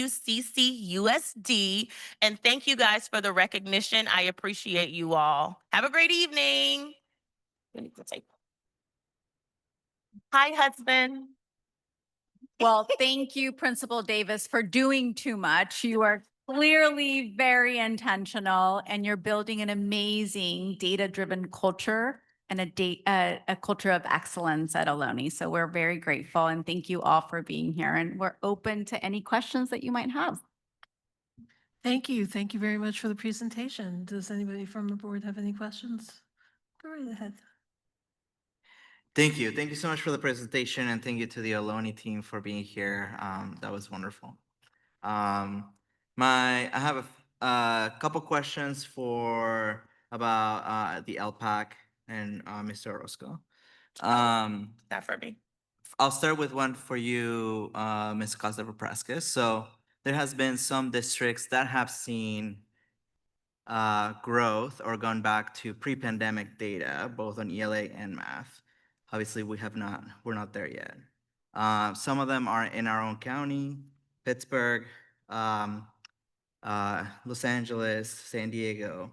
So I was wondering if you could talk about why are they seeing growth and pre-pandemic data, but we're not on ELA specifically.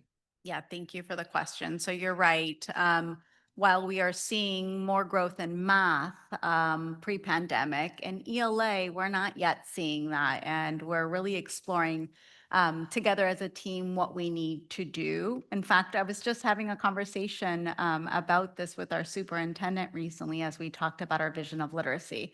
And so for us, the work is very clear. We have an assessment that we're implementing that's going to give us a lot of information about the directionality that we need to go in as a district.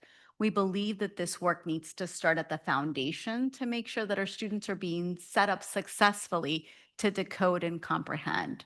And so while we are administering the reading difficulties risk screener, we know that it's likely going to show us that some foundational skills, tools that we're using are not working. And so we're grateful that we do have both an expectation that we're doing that assessment universally, as a district, but we also need to come together as a district to be able to use one tool in literacy. And right now, we don't have a consistent curriculum that's being used that is high quality and aligned to the most latest research across the district. And so for us, we believe that we need to do two things. We need to build the capacity of our teachers around evidence-based research practices around literacy. And that's both our lower grade elementary teachers, but also our upper grade, our principals and our secondary teachers, because we're all literacy teachers, right? We also likely need to, in the future, look to adopt a curriculum that is aligned to evidence-based research. And we're excited that that expectation is coming down from the state, hopefully with some funding to be able to make that a reality. Thank you. That was actually going to be my next question about whether or not we could see a correlation of a bad curriculum. Sorry, bad curriculum's a bad word. It's not a good way to describe our current curriculum, but a curriculum that is not fully aligned to our expectations of growth. In the meantime, until we're able to adopt a new ALA curriculum, apart from looking at the assessment and how we use those tools that we have, what else can we do to support our teachers, knowing that Absolutely. that is their main tool for teaching? Yeah. And I want to name that I don't think a curriculum is going to solve it, right? Because you can have an amazing curriculum in the hands of a teacher who doesn't know how to use it or waters down the curriculum, and then you're going to see similar results. And so we believe that actually building the capacity of our educators is step one. And so very soon we're going to be rolling out with our newly recruited reading teacher leaders a path forward to building that foundational skills knowledge. And so these reading teacher leaders are actually going to get a lot of knowledge around science-based foundational skills practices with the hope that they, along with their principals, become experts and then begin that work of building the capacity of their colleagues around these skills. It's actually going to be an expectation that comes down from the state that there's a certain number of hours that's required for professional development. And so we believe that arming our teachers with the best knowledge and professional development to those skills is step one. We can begin that work now, and that's what we're planning to do in the interim. And also giving them those aligned tools so that they don't have to reinvent the wheel that's already out there, right? Is that second step. And so while we wish we were there already, we actually think in the space of change, a new difficulties risk screener and a new math adoption is probably enough change for 1 year. And so we welcome the opportunity to be able to focus on those two things this year and then begin that capacity building and possibly exploring adoptions in the coming years. Thank you for that. My next question is about the LPAC. I was disappointed to see that we went backwards on LPAC data.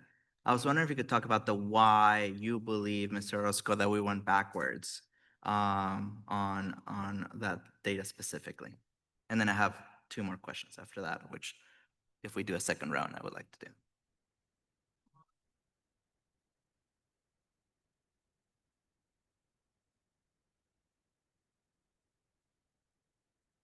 What about now? Great question. Well, there's been a lot of changes in our district the last 3 years. In regards to the LPAC, 2 years ago, we do see growth. We had a cohort for the interim LPAC, which was a little bit more support at the teacher level in terms of coaching. So implementation of the drive beyond the data. Last year, we continued that trajectory and changes did occur. Our team is expanding that support really through PD and COP work. So teachers sharing with each other best practices. However, that tight-knit conversation was the shift. Last year, there was no COPs as we shifted away from coaching.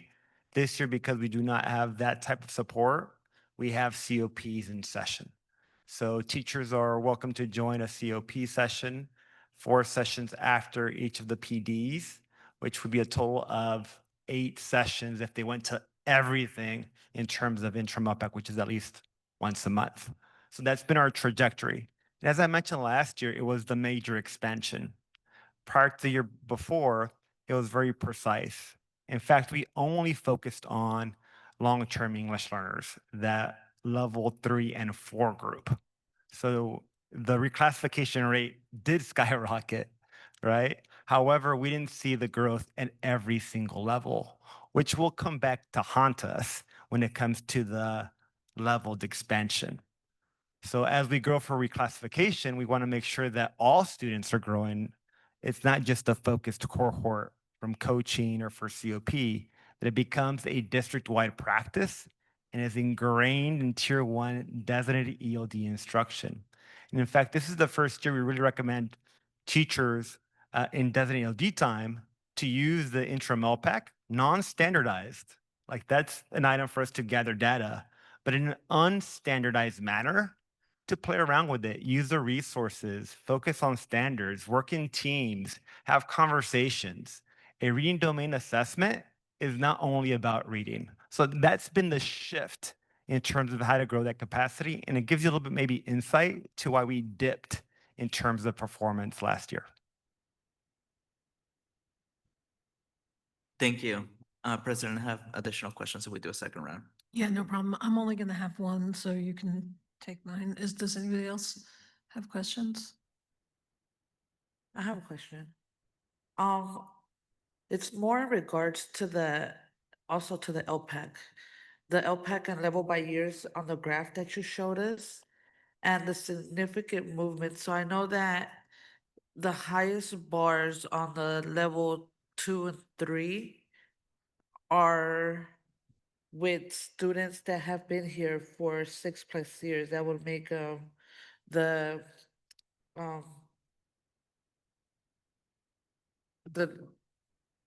Yes. the long, yeah, the long At-risk and long-term English learners are still scoring at levels 1s and 2s. and 1 and 2, and that is my question around there. How is using now that interim LPAC reading domain, which also shows some of that data, and are you able to break it down by grade level? Because are we looking, when we're looking at this, you're giving us percentages, and I'm thinking that's going through from 3 to 12. And where is it that we're seeing the highest percentage of of the bars not moving? Is it at our elementary? Is it during our middle school, high school level that we're seeing the numbers not tend to move? I can pull that data for you, but just to not speak and it be not true, let me gather that data for you and I can share it with the board. My last recollection was that our highest peak was at 4th and 5th grade, but let me make sure I gather that data. So that's data we can definitely pull. Okay, and it goes back to, I guess, how is now using the LPAC reading domain data gonna be in line? Because I think that's something new that you say you recently started using this last year. So is there a plan on how to essentially move forward in ensuring that we're reclassifying students are being able to give them the interventions necessary before they reach the middle school, high school age? That is the goal. So with the interim LPAC, we're able to identify what LPAC task type, what specific ELD standard, what strategy matches with that particular incorrect answer on the assessment. So our training is exactly that practice. So it's easy to just name a practice, but it's now about implementing it into your daily instruction. So you gave an assessment, you noticed that the student marked 5 wrong, or 50% of your class marked 5 wrong. Now that means there's an instructional shift.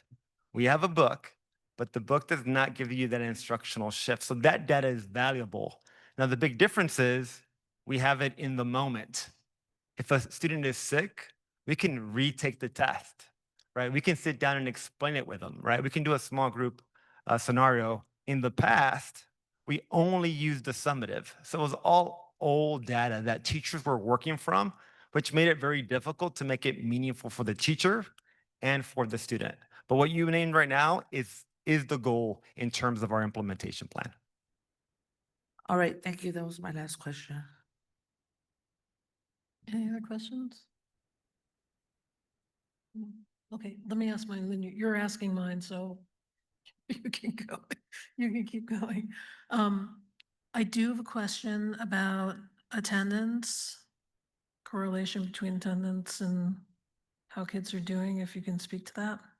And if there's anything from the state, like is there, in terms of their numbers and their attendance? Absolutely. Certainly. We have to have our students at school to be able to make gains. In fact, we collaborate across departments around our differentiated assistant driver diagram. And we have a plan that's really focused both on attendance, achievement, and suspension, and really building that culture of belonging for our students. And so we're really emphasizing our focus with our African American students on this work. And so with Summer Sigler's team, we're really coming together with the teaching and learning team to be able to come up with a very targeted plan and change ideas to really emphasize and make intentional changes that are going to shift that. So I don't have the numbers off the top. I can certainly provide them, but there's an absolute alignment between attendance, suspension, feeling like you belong and that you are connected to your teacher. And so we're trying to be really intentional about both studying the data, right? So are the students who are not growing, are they coming to school? Are they the students that are being suspended? Are they the students that have a permanent, highly qualified teacher in the classroom? And so all of these things are related. And certainly at the state level and county level, we're seeing a really concerted effort to be able to really focus on attendance and building a strong tier 1 culture to make sure, because we know that that does impact student achievement. I don't know if you'd like to add anything to that, Summer. Got it. And next is, the team left and I don't blame them, but she did say a couple of interesting things to me, which is that they have strong systems They do. and strong systems of accountability. And I'd like to know what that is or what that looks like.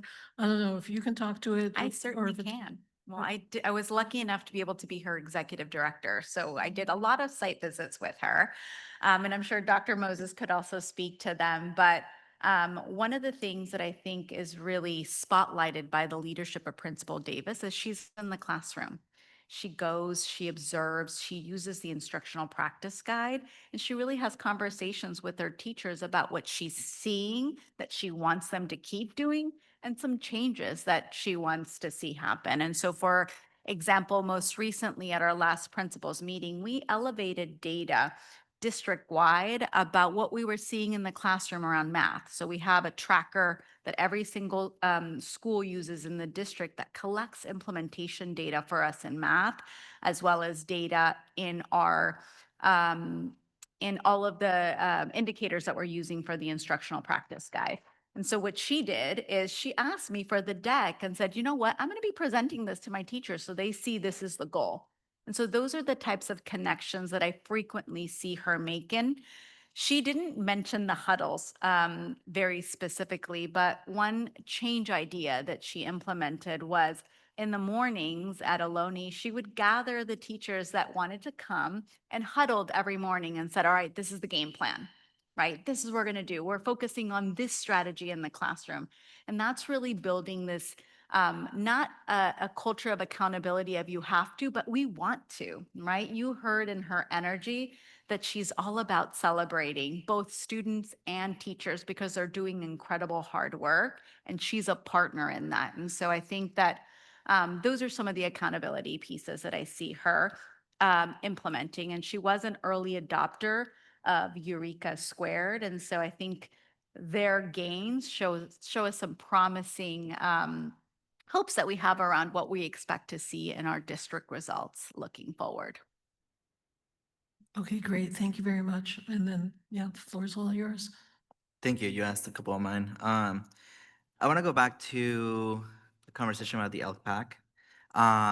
So looking at all the subgroups, the only subgroup that went backwards in ELA data was English language learners. Everybody else did some type of growth in the last 2 years. And when we look at the slide 13 on the summative data for LPAC and their levels of how long they've been here in the United States, I see growth of level ones, right, over the years, meaning that there's less over time. But then level twos grow over time.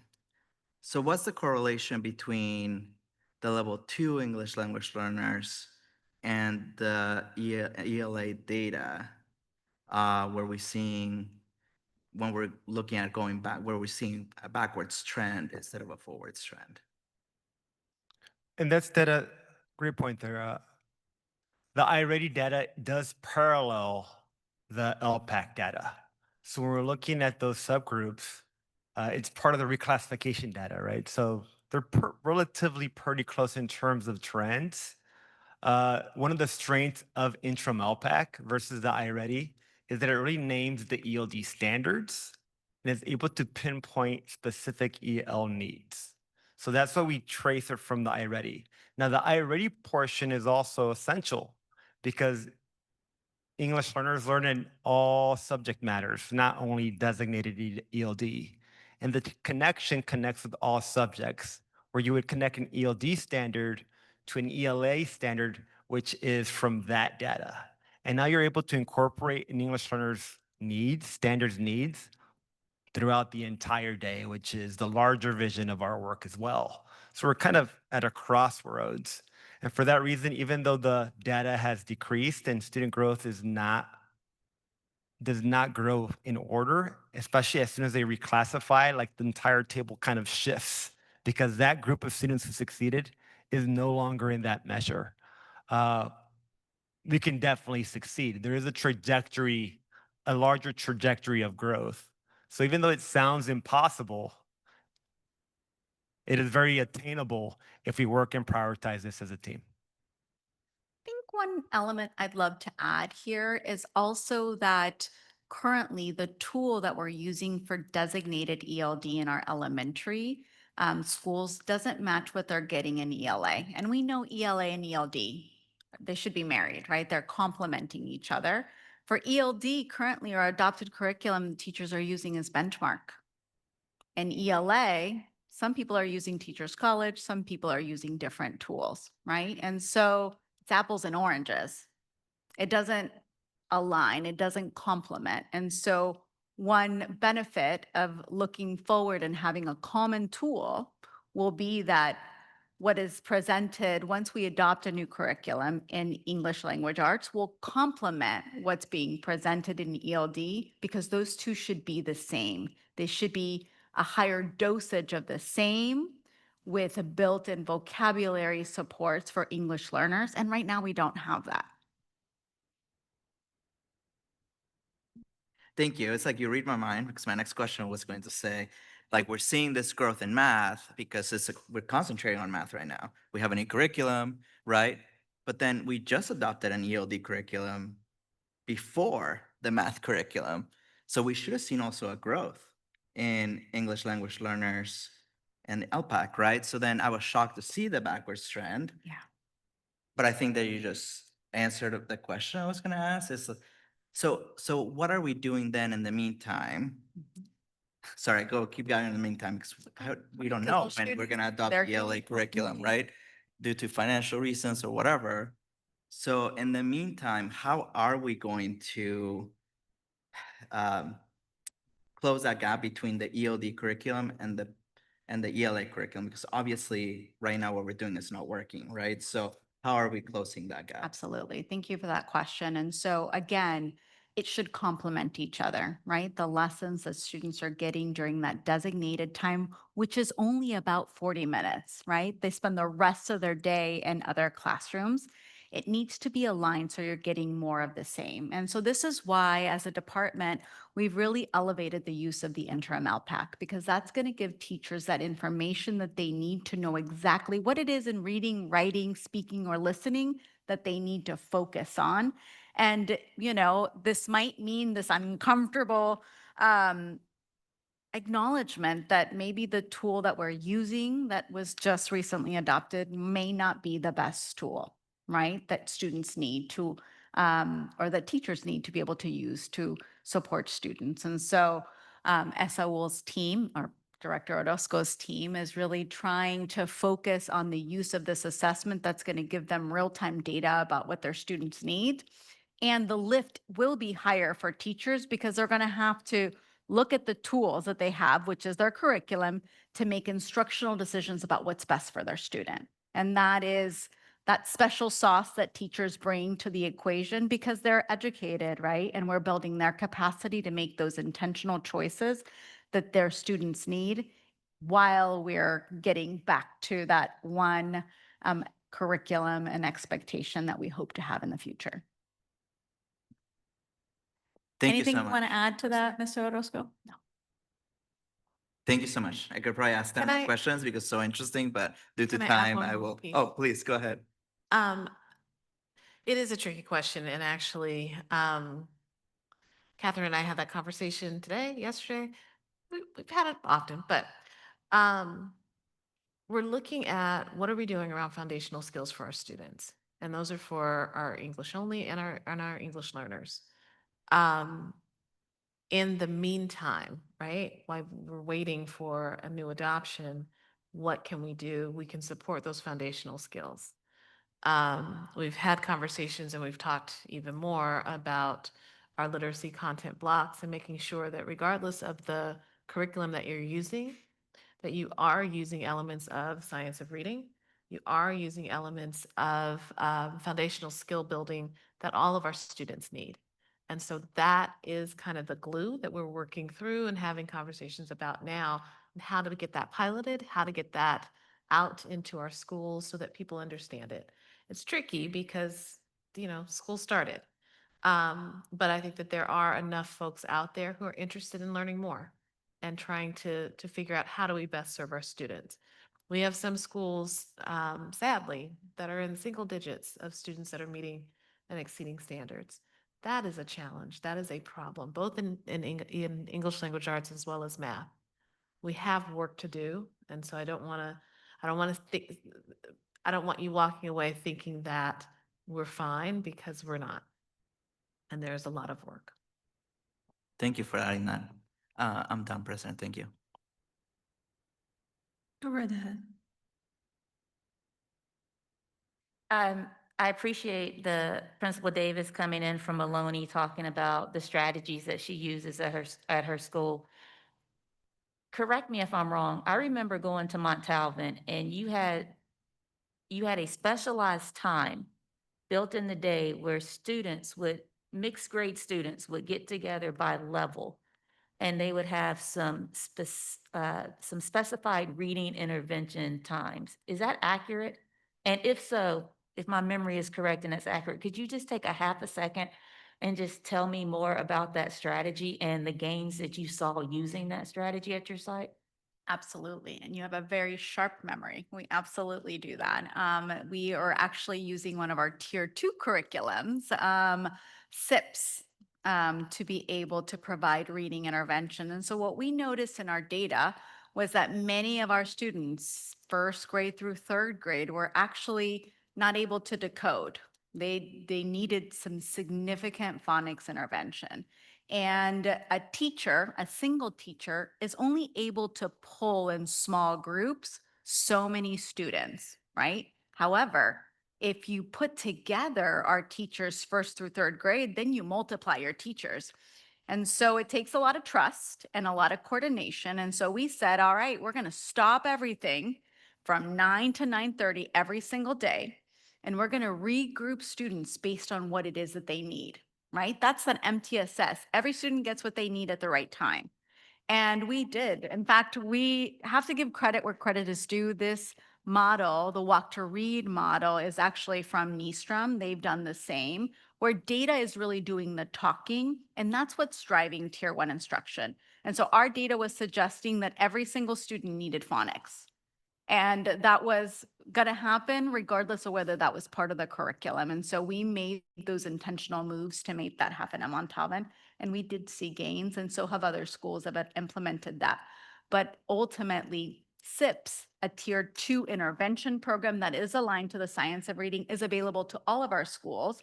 In fact, we do have some additional training that's happening for teachers so that if this is what the data is saying at their school, they can utilize this for either tier 1 or tier 2. Thank you very much. I just have comments.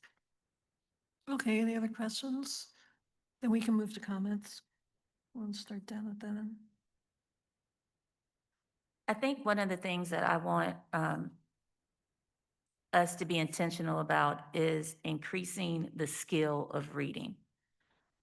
Reading is a skill. It's a layered skill, and we also have to focus in on when kids come to teachers at a certain age, we expect them to know how to read because we're not reading teachers. We are English teachers, or we are history teachers, or we're science teachers.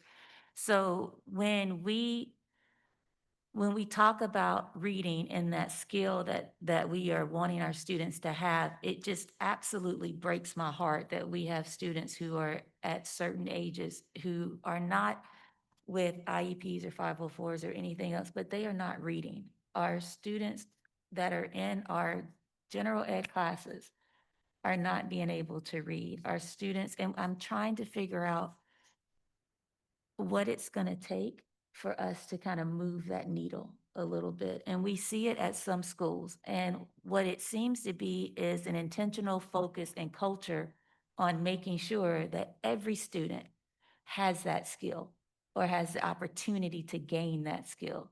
And I think that if that culture spreads throughout the district, we will start to see those gains in our overall data. How is each site intentionally focusing on reading or, ELA, math, what have you? What are you doing? What are the concrete things that you're doing? Are you doing huddles? Are you doing the collaboration method with your students? Like, what are people doing, and is what they're doing working? Which I think is something that we also have to be very clear about. Does Lucy Calkins work? Does the science of reading work? Does this work? And if it doesn't, we have to be able to dump it and go to something else. Go to what is actually going to work. And I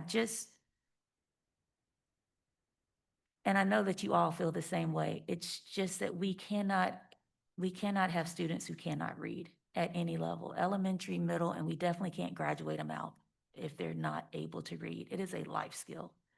I'm complete. Anything else? Thank you. I want to thank you all for the presentation. I do want to acknowledge that there's some growth happening, right? Which is great, especially in some subgroups that we've been worried about for a long time, right? So it was really good to see some growth in our African-American students, right? And our Latino students overall as well. It was good to see our students with disabilities. They didn't see a regression, right? Like that was really great to see. So there's some, and of course in math that we're seeing growth throughout many subgroups. So that was really good to see. And I want to thank everybody who's worked for that, because we know that 1% of growth is actually a lot of work in large school districts. There's some schools like what we heard tonight, right? And there's many more that are doing amazing work. So, my questions and my next comments are not reflective, not of that work, right? But I think that we all know here that we are in a crisis in certain areas, right? And I think that English language learners, for me, because I was an English language learner that came to this country, you'll know, later in, ninth grade, that it's hard for me to see that 4 out of 100 English language learners are reading at grade level, right? That's 4 out of 100 kids. That's, I think, what keeps all of you up at night. I think it's what keeps me up at night. I know our superintendent and our board. And I wish that I could then turn around and say, but all of our subgroups are doing excellent, right? There's not a single subgroup or ethnicity that is just doing amazing right now in our district. And then we need to change that, right? And I appreciate, I think, the honest answers that I got tonight, because if we approach this issue with honesty and directness, right, expressing we're not doing well and we need to create change and we need to learn from what's good happening in some of our schools and implement that in others that are not doing well, and not accept that there's no growth, right? And the kids are falling through the cracks. I think that's how we're gonna get better, right? Because I always say that I think everybody in this district, 95%, 98%, 99% are choosing to be here because they want to see what's best for kids in West Contra Costa. Because as we hear from our unions, right, everyone from the lowest paid employee to the superintendent could be making more 5 minutes away. Like that's just the reality of our system. So people are choosing to be here, and because we have an amazing community and amazing schools, but now we got to take it a step further, all of us. It's going to require all of us, right? We heard it and we saw it from Ms. Davis that it requires the whole school, every single employee in that school to make progress. So we have a lot of work to do because I'm trying not to cry about some of the data that we saw tonight, but it's really hard for all of us that are in this position, right, to then leave from here, right, and be okay with that data. So I'm feeling hopeful from what I'm hearing, and the reality is we can't ignore also some of the things that are stopping us from making progress, right? The lack of curriculum, the lack of supports, like we have to figure it out together. But thank you. Go ahead. Okay, once again, thank you for the presentation. I think you guys covered a lot of information for us tonight. I just have, I guess, a comment, especially when it comes down to presenting on specific sites where we can actually narrow down, really on the numbers. We tend to do a lot of things, and I think I've mentioned it before, on percentage basis. When I'm looking at like the Lonely student demographics, like what does 0.4 of a student mean to me as a parent, right? Like what does 0.2 of a person mean, right? So I think really understanding, the student ratios next to those percentages so that in the parent mind, my mind, I'm able to like look at the hard number versus the percentage that we're looking at would make more sense to me as a parent, especially when we're talking about like really having that consciousness on the data that we're, really presenting out there. That was, I think, my biggest comment. I think, it really is shocking. Um, Not an absolute because, we are in these school sites, right? Very often. We see the hard work that's being done.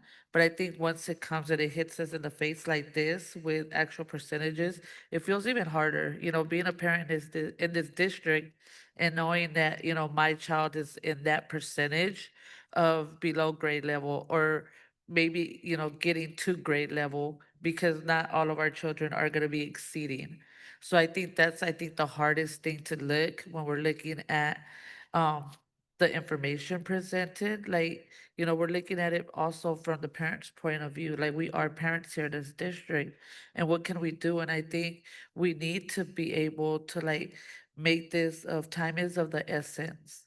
What things can we do now to make sure that we are moving the needle in the right direction? Like what things could we enforce?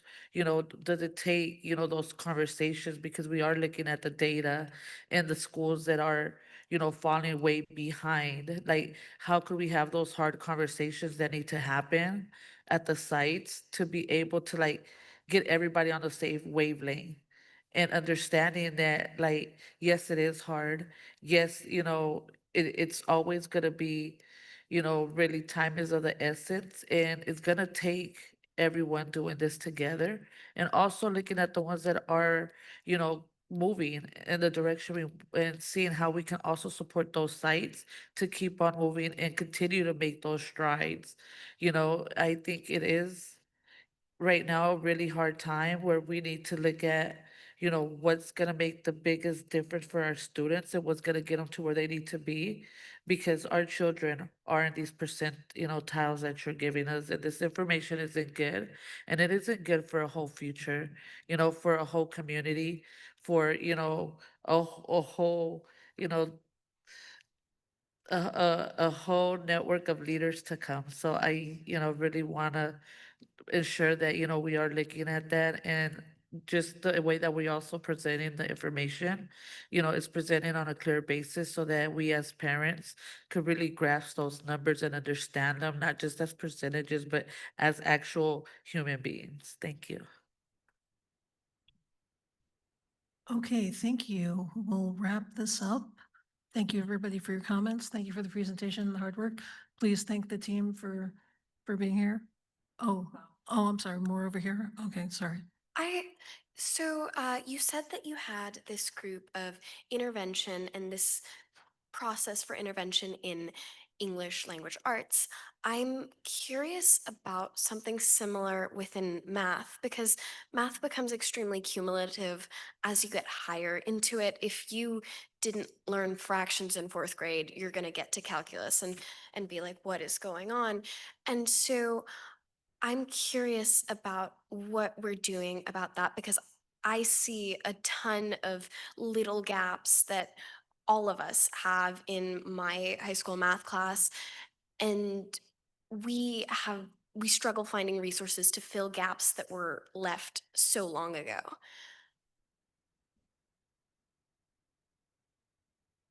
Is it okay if I answer? Okay, great. Thank you for that question. You're absolutely right. And that same intervention needs to happen in mathematics. In fact, it's really, really important because you're right.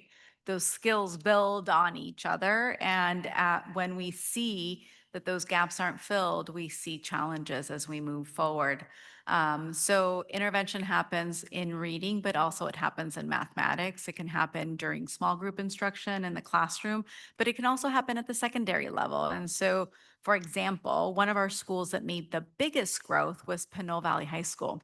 And one thing that they've implemented is actually after school tutoring using the iReady results. And so their entire teacher team, because they don't have the opportunity to do this during the day because they need to teach grade level standards, they're meeting with students that need extra support in the library after school. In fact, I got some pictures of it from Principal Irving, but they're providing that targeted instruction in both ELA and mathematics because you're right. It's super important to get those gaps filled so that you can access grade level math, especially in secondary.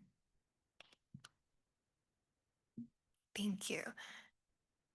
And then I just have a comment. So for the test scores, just in general, I know as students, I think we think like the iReady test is sometimes almost repetitive and sometimes it takes almost 4 hours to complete. So I know a lot of students who just skip through it and don't like take it seriously. And so that also can probably like lead to lower test scores and all of this.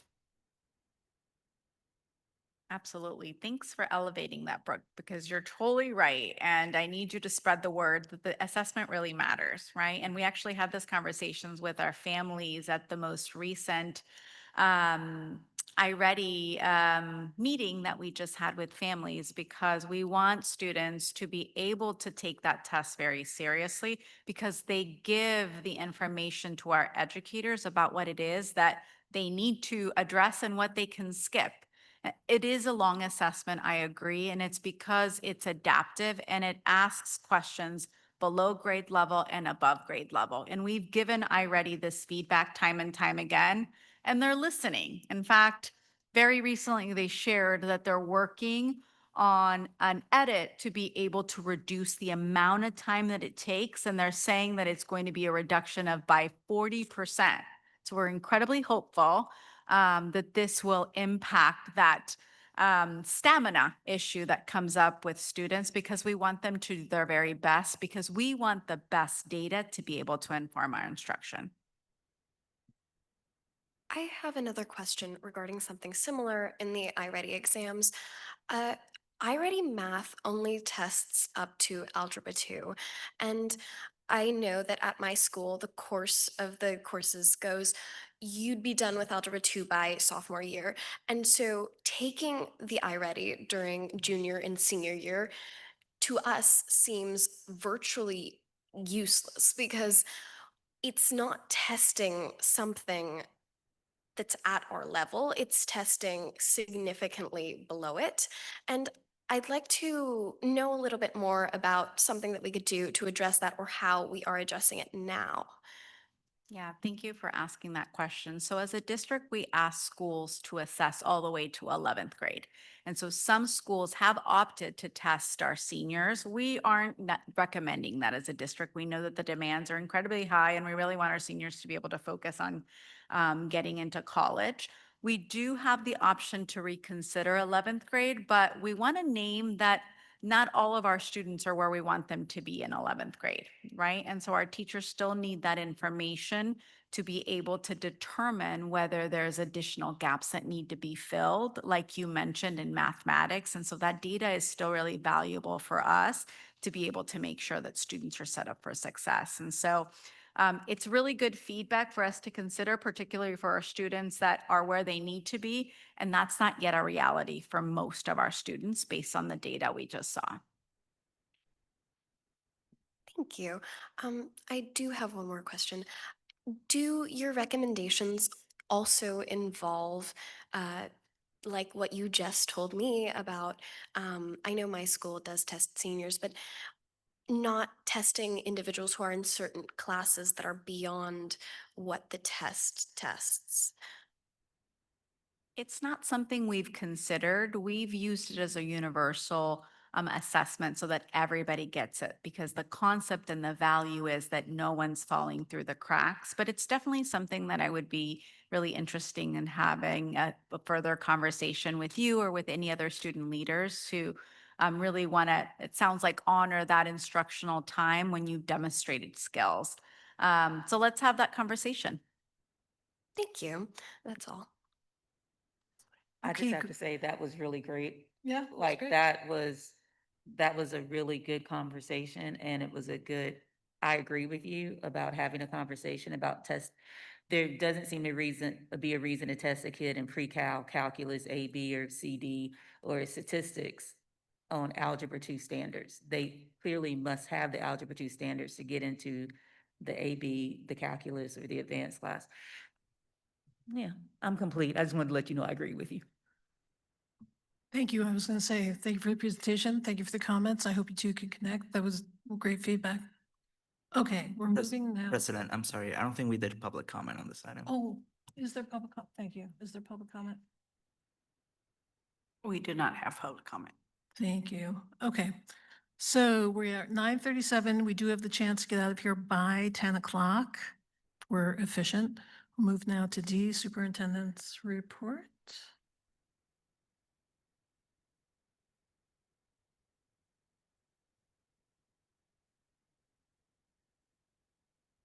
I won't tell you how many slides I have, but I'm going to go as fast as I can.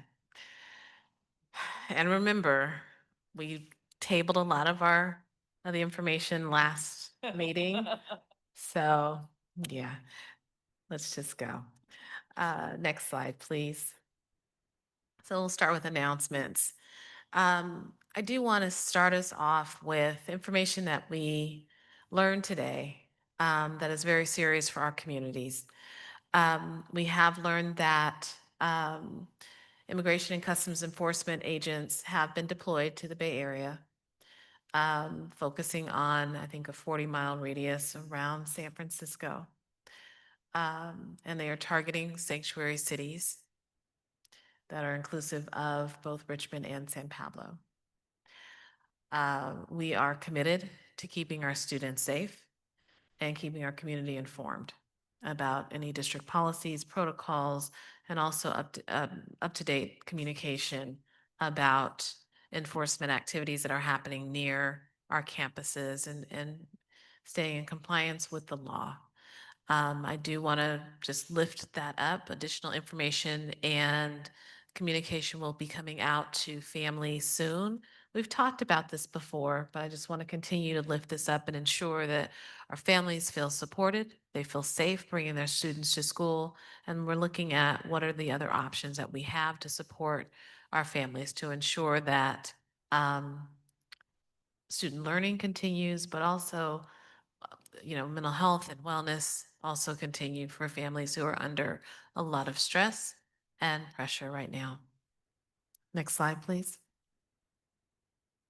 I also want to lift up that we have put our volunteer badge system in place. We have pushed out the deadline to receive our TB tests for volunteers to November 3rd, but we encourage folks to come on out and get their volunteer status taken care of as quickly as they can. We have listed in this document some opportunities for free or low cost clinics that offer TB screening to support that process. Next slide. Here we go. Hit play. Everybody watch. Uh-oh, sound.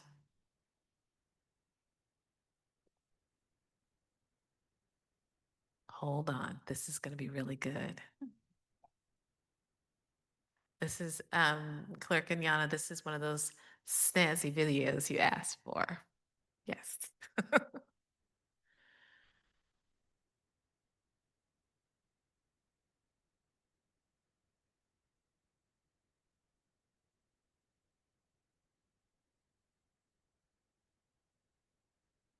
Can we get some assistance, please?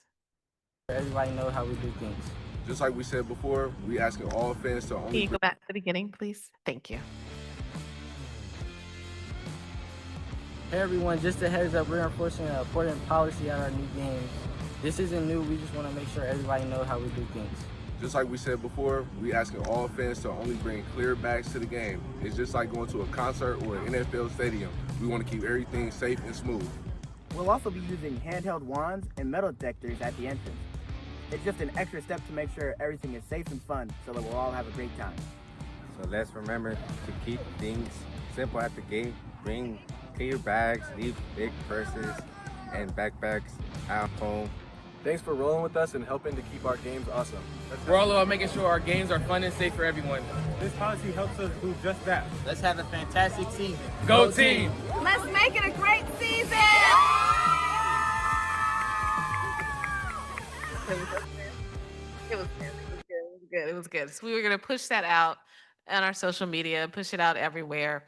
But thank you to our communications team, to Michelle Forrest, for being able to lift up the fact that we have not new policy, but some procedures that we're bringing back to ensure safety at our football games. Bringing a clear bag, no backpacks allowed, and we will be doing metal detecting wands at the entrances of each of our games. So, great job. Next slide, please. Oh, wait. No, where we are there. To that point, I do want to say thank you to our campus safety specialists. Thank you to the folks who are here tonight. Please give them a hand clap. Thank you for keeping us safe. Keeping us safe, keeping our students safe, keeping our families and members of the community safe. So just thank you for all the work that you do. Just wanted to lift that up. Next slide, please. We heard a lot about facilities use this evening, and just want to lift up that we do have a new process. So thank you to our business services team and our facilities use office. Beginning on October 30th, we are accepting applications for facilities use rentals for the time January 1 through June 30 of 2026. Some changes to the process. This is a centrally focused process. We will be ensuring that, we will ensure that if there are questions, thank you. Student trustee Miles and student trustee Hahn, have a great rest of your week and get some good rest. We are making sure that there will be a lottery system. So we're trying to make the system as, again, centrally focused and fair as possible for all of the teams who are interested in using our facilities. And so we are there for them, excited about this new process and looking forward to hopefully some better results from our community. Next slide, please. Our parcel tax survey is coming. Gabi Research, we've been working with to draft or redraft our survey questions. So making sure that we are ready and get really good data from our communities about when we should move forward with our parcel tax and some of the nuances of that process. So we're really excited about moving forward with our parcel tax survey. Next slide.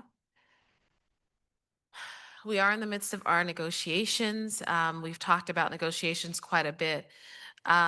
We have reached out, I have reached out, and really looking to come back to the table. It's time for us to come together and figure out how to solve this problem, avoiding a strike, avoiding any work stoppage, avoiding any disruption to our students and their learning.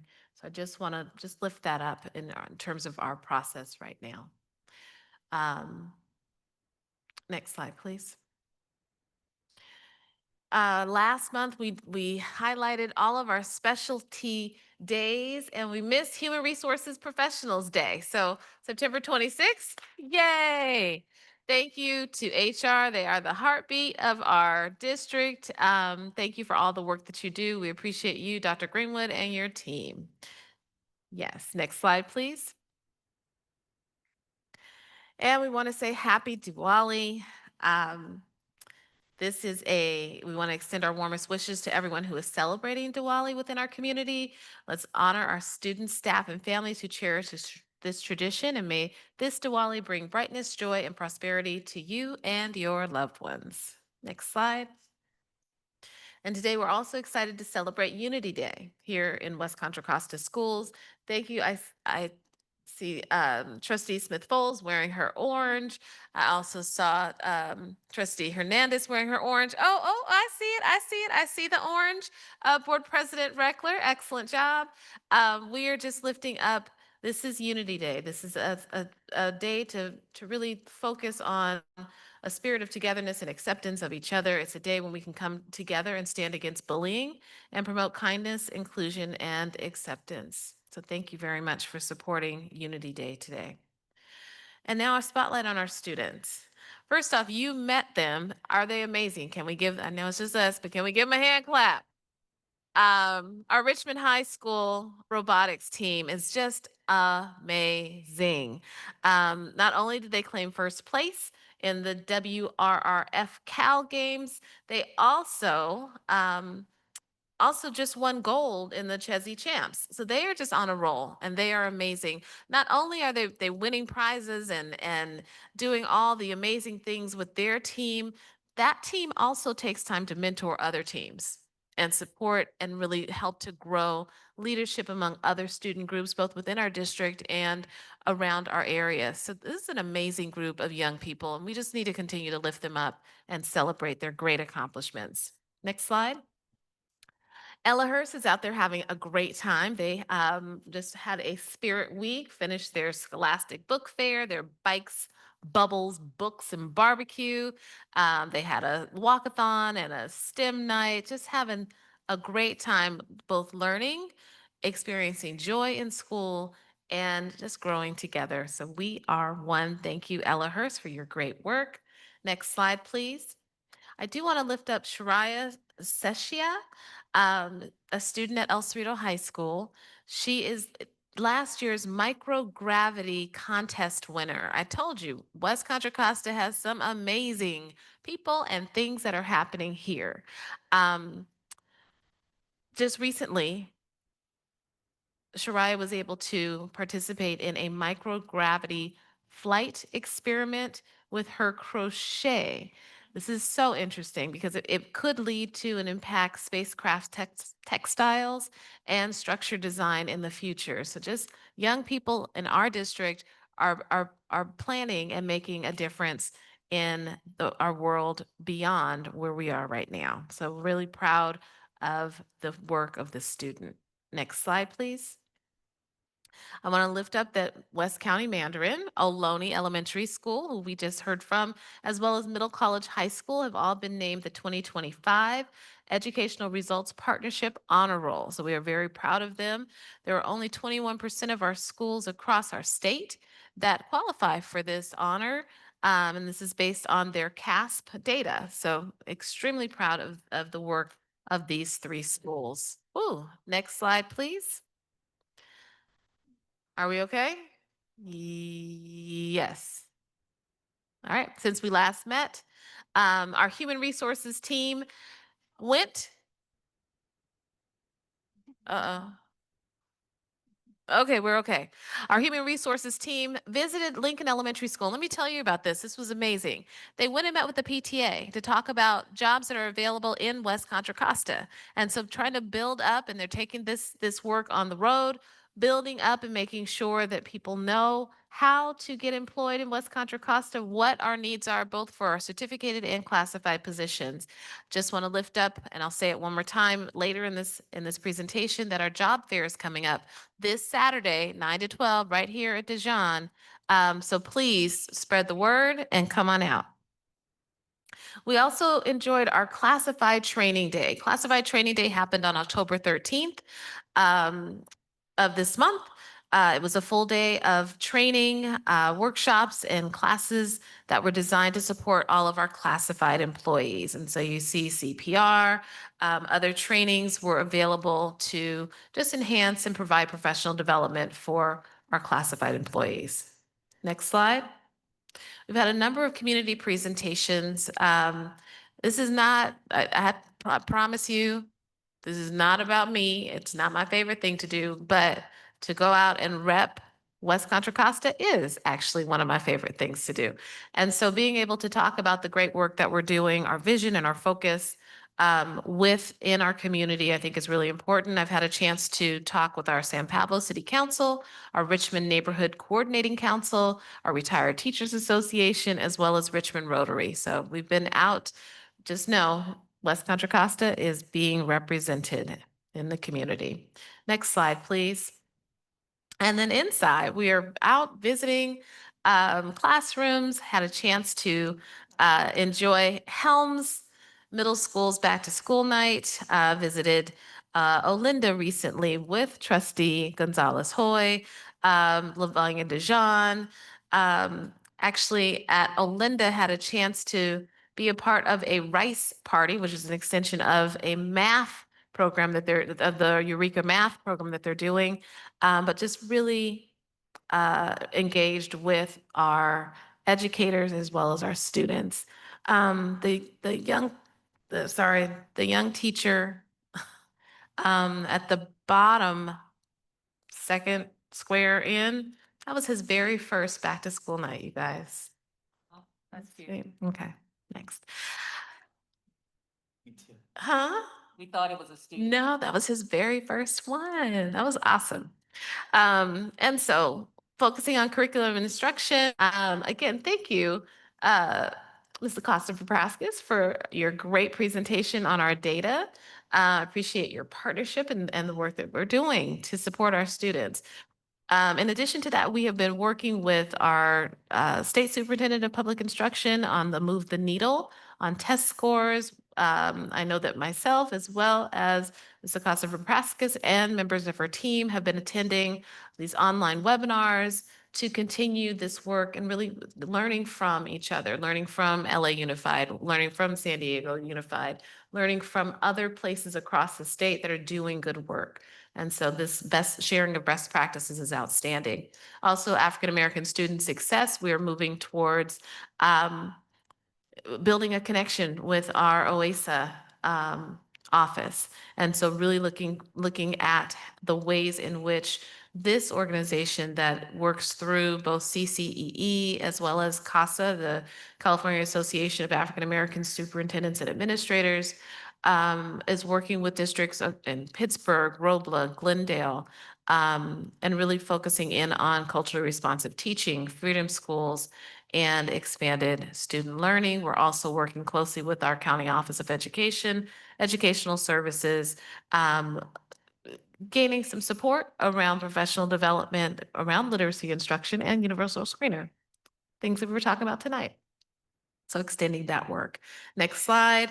I had a wonderful welcome from WCCAA and the RASA team. We went to Trader Vic's in Emeryville and just had a great time. Really fun. Delicious food, but really good company. Also, just to let the board know, we have initiated our Principal Leadership Cabinet. That was something that was in my 100-day plan. And we have had a couple of meetings so far. They are providing great input and direction and advice as we look at how are we reshaping our principal learning community. So really excited about that work with about 8 principals who volunteered to be part of the conversation. Next slide. College and Career Night. I believe we talked about College and Career Night. It was, and I have to tell you, that night, October 9th, was jumping. It was hopping. It was popping. I guess that's what the kids say. They had college, and they don't say that anymore. Oh, well, when I was a kid, that's what we would say. We would say juiced and molded and all those things, but I'm moving on. College and Career Night was happening at De Anza. It was an amazing event, packed across our district, folks learning about college opportunities. Just very proud of Gina, I don't remember her last name, who led that event with us. Ms. Sigler, name? What's her name?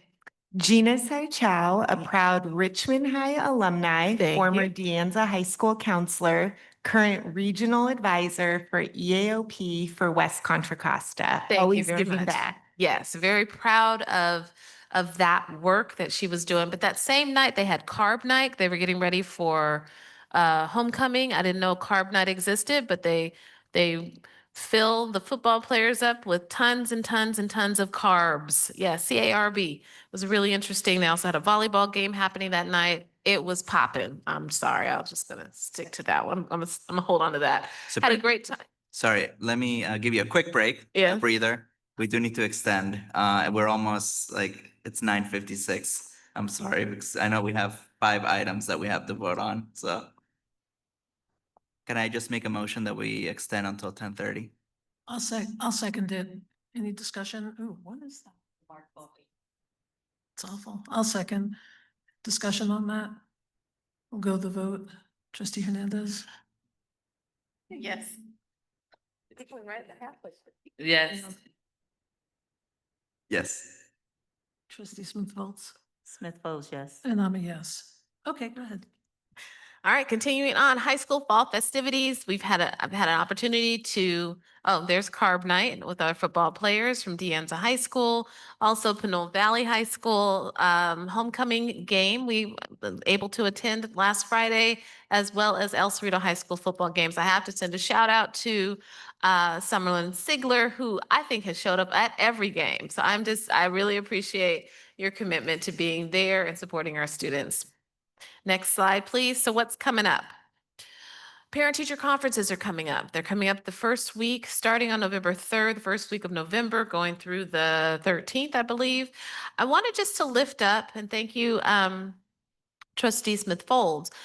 This actually came from Ellerhurst, our principal, John Hillier. Provided some questions that parents can ask during conferences. So any ways that we can support our students and our parents in better understanding and how to support our students, we are there. And so I just really appreciate that work, but wanted to share some of those questions with the community as well. Next slide, please. And our job fair is coming up this Saturday, 9 a.m. here at DeJean Elementary School, Middle School. Please make sure to tell a friend, tell everybody to come on out. Next slide. There is also a virtual scholarship session, Secure the Bag. And this is being put on by the ladies of the Contra Costa, I can't see, it's so small, Contra Costa chapter of Delta Sigma Theta Sorority Incorporated. And this is happening on Sunday. It is virtual, so please get the word out to support. Our students can learn more about how to search for, apply for, and get scholarships. All students are welcome to participate and attend. Also, All Student Congress is coming. So applications have closed, but All Student Congress will be meeting on October 28th. Looking forward to their focus on student voice and agency development this year. They've got trainings coming up in November, January, and March. We look forward to, and I look forward to working with this group. Next slide. We also have been moving on our budget and finance meetings. We are moving into session 3. beginning on October 23rd, 27th, and November 3rd at Helms, El Cerrito, and Hercules High. There's always a virtual option. Please consider joining these meetings, as well as consider working with us with our DLCAP. They're meeting again on November 11th. Next slide. I do want to lift up for our educators that national board applications are now open. They will be open until January, I believe. So please get certified. Think about how you can advance. I do want to lift up that those folks who are nationally board certified have an opportunity to earn up to $5,000 a year if they're certified and working in our high priority schools. Also, there is a $2,500 subsidy to support teachers who are interested in becoming nationally board certified. Next slide. Don't forget, Election Day is coming up on November 4th. Yay! Any words on that? Board President Reckler? Vote. There you go. Love it. And for your awareness, don't forget emergency cards, Parent Square, Power School. We do have policies in place that are supporting both our dignity and belonging of our students, anti-slur and anti-racism policy, our cell phone policy, our immigration policy. We want to make sure our students are safe too. So make sure that you are following our visitor sign-in policy, and please take care of your Chromebooks. Don't forget about Fiscal Fridays. That information is coming out every Friday. Check it out. You can learn something new. Join us in this journey as we work towards fiscal solvency. So just walk with us and learn with us as well. Finally, don't forget, preschool is open. Preschool enrollment is open. Please sign up today. Well, tomorrow. The office is closed today. And there are many ways that you can get involved, and I just want to keep lifting that up. Had a great ASSAT meeting yesterday. DLCAP is on the move. MDAC is on the, all of our groups. CAC, we're doing great in terms of coming together and really serving and supporting our community and understanding how this district is run and allowing folks to help make some recommendations and input, provide input. With that, done. Any questions? Does anybody have any questions for the superintendent? Go ahead. Thank you. I'm sorry, I just had a quick question about our volunteer process. We did hear one public comment. I just want to make sure that you have a second to address this. Asking parents to be TB tested now. Do we have to do that legally?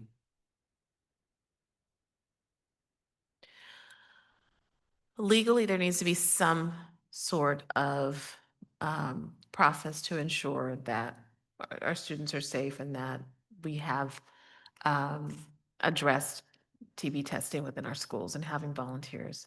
It could take the shape of lots of different things. It could look like TB tests is what we're asking for. It could be the waiver process where folks are able to attest that they have not been in any conditions that would have put them at risk for tuberculosis.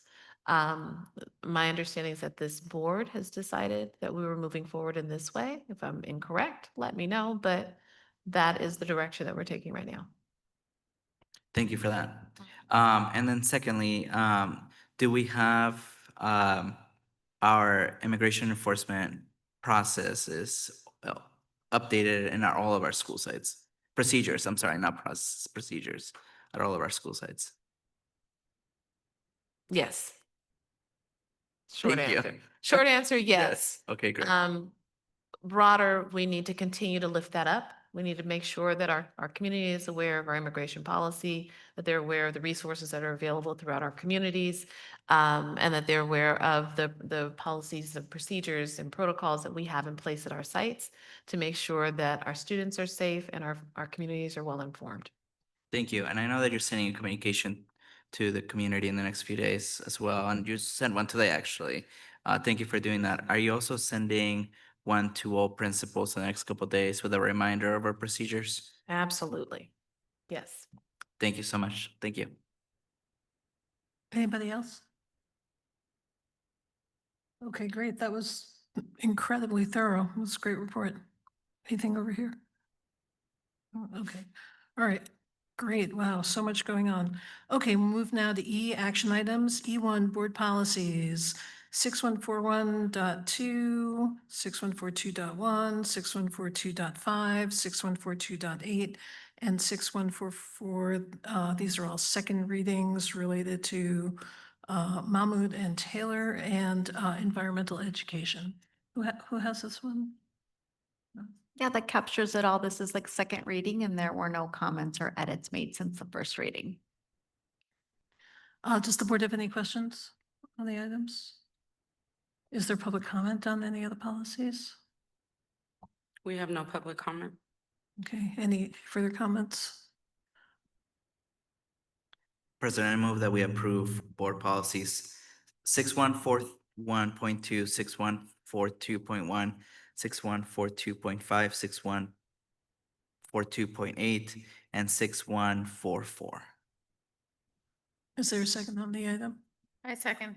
Okay, so Gonzalez Hoy is the motion and the second is Hernandez. Anything further? No? Good, we'll go to the vote.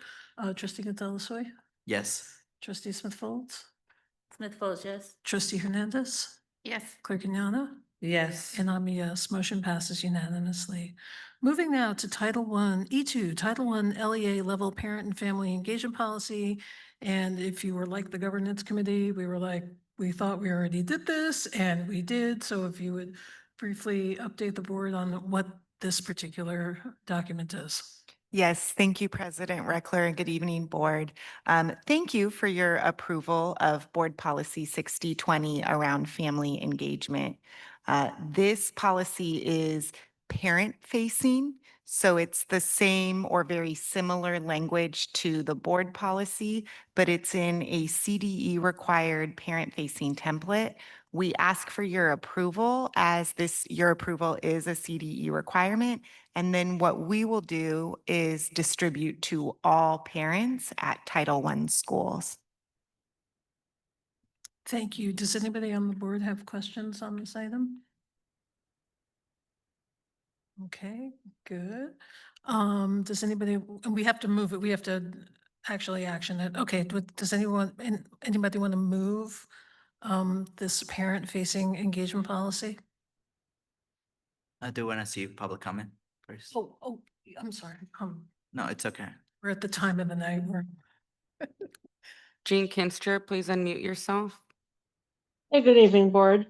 I'm wondering, hoping, asking, how many languages will this go out in? Thank you. Thank you. Good question for follow-up. Okay, so we'll ask. Can there be a plan to send it out in different languages? Yes, and actually part of the policy is that our policies go out in a minimum of English and Spanish. We can work with the team and look at the next most spoken languages. Okay, great. Thank you. Any other? There's one more public comment. Oh, there's one more. Okay.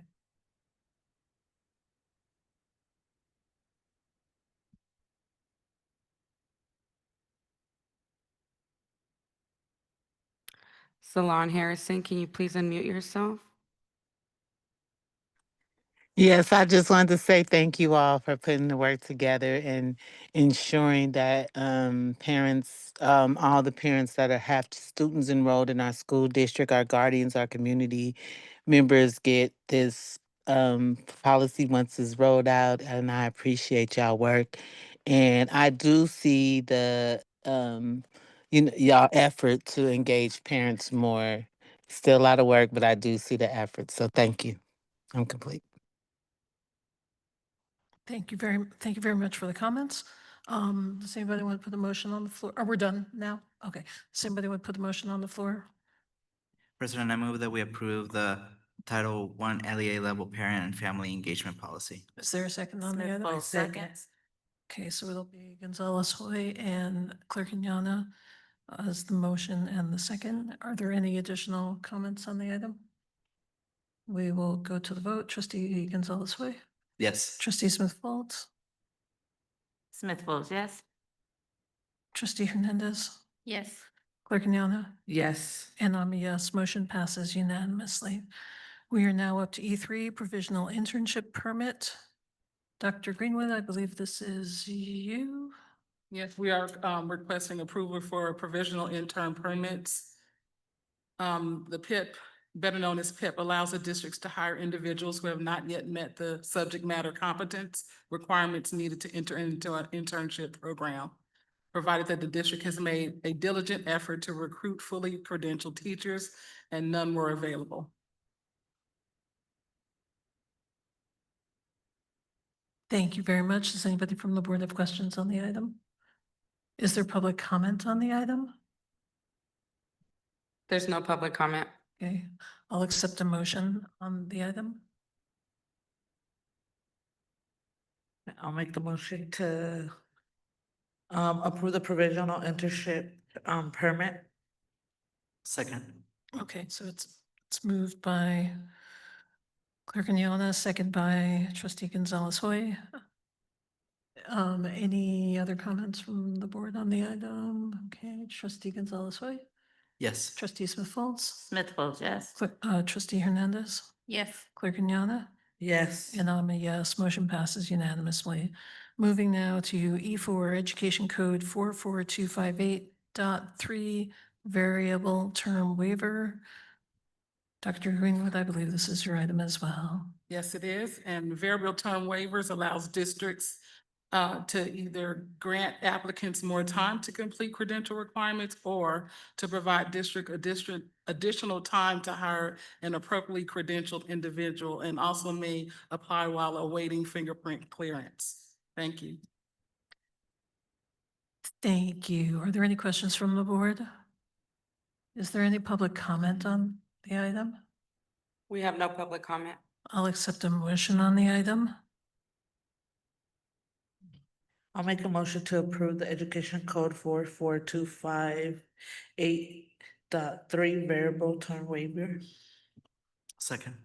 Okay, it's moved by Clerk Kenyana, second by Gonzalez Hoy. Any further comments on the item?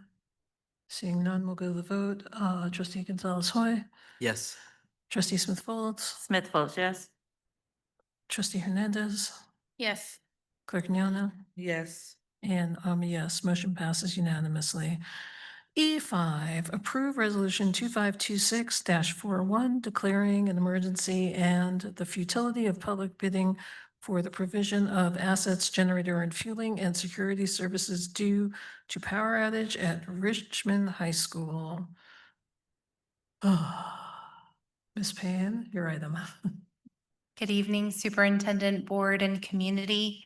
Tonight, we ask the Board to approve Resolution 252641, declaring an emergency and futility of bidding for Richmond High School and the authority to enter into contracts with BHM and American Global Security until we can resolve the breaker issue at Richmond High School and restore the permanent power. Happy to answer any questions. Thank you. Are there any questions on this item? Can you let us know what exactly happened? Absolutely. So on Monday, we had a planned outage so that we could connect the trailers for the for the Richmond Modernization Project. And so it was planned shutdown, and we planned it on a day that we didn't have school. Well, the power equipment that's out at Richmond High School is almost 60 years old. And so when we went to turn the power back on, we found that the breaker was not working, which is not something that we could see. And so when we tried to turn the power back on, then we did a little bit more troubleshooting, opened up the equipment, found that it was a failure with the breaker. Because of the age of the system, this isn't something that we can just buy. And so what we're hoping is that it's something that we can refurbish so that we can replace the breaker and then restore the power. Anytime something like this happens, though, we have to work really, really closely with PG&E. So the good news was that it was on a day that we didn't have school. We were able to secure the generator, which is secured within the construction fencing, and we were able to restore the power so that we were able to hold school on Tuesday, and that this resulted in no disruption to school operations. The challenge is that we now have to replace this breaker, and it's not something that we can just go and buy. So we have found some expertise in Sacramento, and we're hoping to be able to refurbish it. But we're now working through a scope and sequence with PG&E to be able to do that. Do we have an ETA? When might this be done? Roughly? The current, the item that's before you tonight anticipates 1 month, giving us the extended weekend of Veterans Day to make sure that we complete it. We try to do a lot of this work on the weekends so that we don't disrupt school operations in any way. We have just one generator there, and we'll continue to bring updates as we have them. So as soon as we have any type of update, we'll provide it in the Friday memo, make sure that everybody knows right away, and continue to work really closely with the school site with the clear goals of safety and not disrupting school operations. Thank you. Thank you. Quick question. You said one generator, and I know at El Cerrito we heard generators. So this outage only affected a certain area of the school site or one of the buildings to the school site? So it has to do with capacity, and I appreciate you mentioning that. So at El Cerrito, there are 2. At Richmond High, there is just 1, but everything is fully operational at both sites. So it's a matter of capacity of the sites. But yes, at Richmond High, we just have 1 generator, and that is powering the full campus. All right, thank you. Any other questions on the item? It's like, not again. Okay, if there are no more questions, is there any public comment on the item? We have no public comment. Okay, great. I'll accept a motion on the resolution. President, I move that we approve resolution number 2526-41, declaring an emergency and the futility of public bidding for the provisional assessment generator and fueling and security services due to power outage at Richmond High School and delegation of authority to enter into contract with BHM Construction LLC and American Global Security for the work. I second. Okay, so it's moved by Gonzalez, so we're gonna run over time just from that title. Second is Hernandez. Any final questions from the board? Seeing none, we'll go. Yes, I have one final question. I'm sorry. I just seen that here on what was just read, it said generator fueling and security services due to power outage. What do we mean by security services that wasn't included in the prior construction contract? It's the fire watch services that are provided by an unarmed security guard company, similar to what we have at El Cerrito High School out of an abundance and caution and safety and in alignment with fire agencies' requirement. Okay, thank you.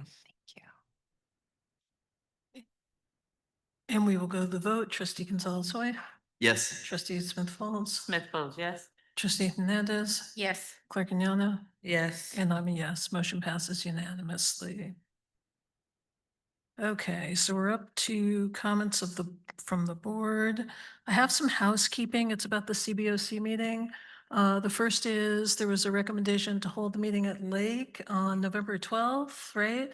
I think we got 4 answers. I think we're missing 1 person to respond. So if you would respond to Rosa, that would be great. We do not know if the CBOC can make that date. If the CBOC cannot, we would go back to October 29th, which we think is kind of okay. Or do people want to do that? We won't have everybody there though. That's the issue. So you're a no. No, my son's getting surgery that day, so I'm not available. Can we meet without you, or do you want us to wait for you? You guys can go ahead if the rest of the board can meet. Okay. Any other? So if November 12th does not work out, is everybody okay with the 29th? But we're gonna aim for the 12th at Lake in the new facility. Okay, all right, so we'll try and match it with the CBOC. Any other comments from the board tonight? I do. I have a comment. I just want to thank everyone for tonight. I want to thank for the superintendent presentation. Glad to see that you took the whole initiative on the video and really included the students, I think, in their production, in place. So I'm really excited to see them, wanting to in such short moments notice, really participate and I think take the initiative to lead, some of this work. So I thank you for that. Also thank you for the presentation on the data. It was really informative. And hopefully you take some of our comments back and, really implement some of that. That was it. Good night, everyone. It was a good meeting. We're out of here early by 10:30, but that's okay. Is there anything else? I have one more housekeeping thing for the board. Do we want to put registered vote cards in our lobby? Yeah, okay. All right, and anything else? Sorry, I did want to just, I want to thank Superintendent Cotton and Trustee Hernandez and Mr. Booker, his team, because I know that right now with the immigration situation, all of you have been on top of it. Every time I reached out to you, Superintendent Cotton, you're like already doing something about it. So thank you. This is something that I think we are all really worried about. So I asked staff just to keep us informed as things come up right in the next few days. And as we anticipate whatever's coming. I know that our leaders are ready to respond if they need to. But whatever you need from the board, just want to say that we're here to support you too. So just let us know. Thank you.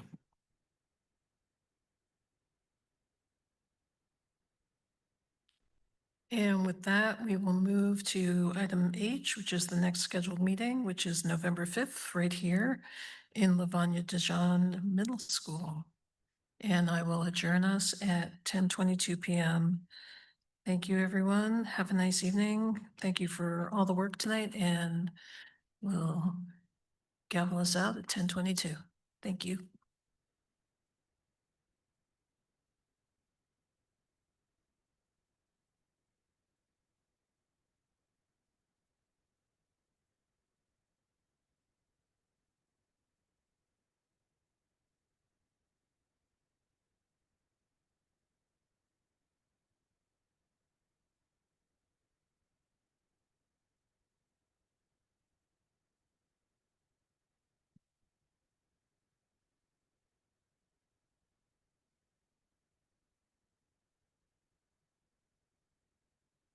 Mic test 1 2.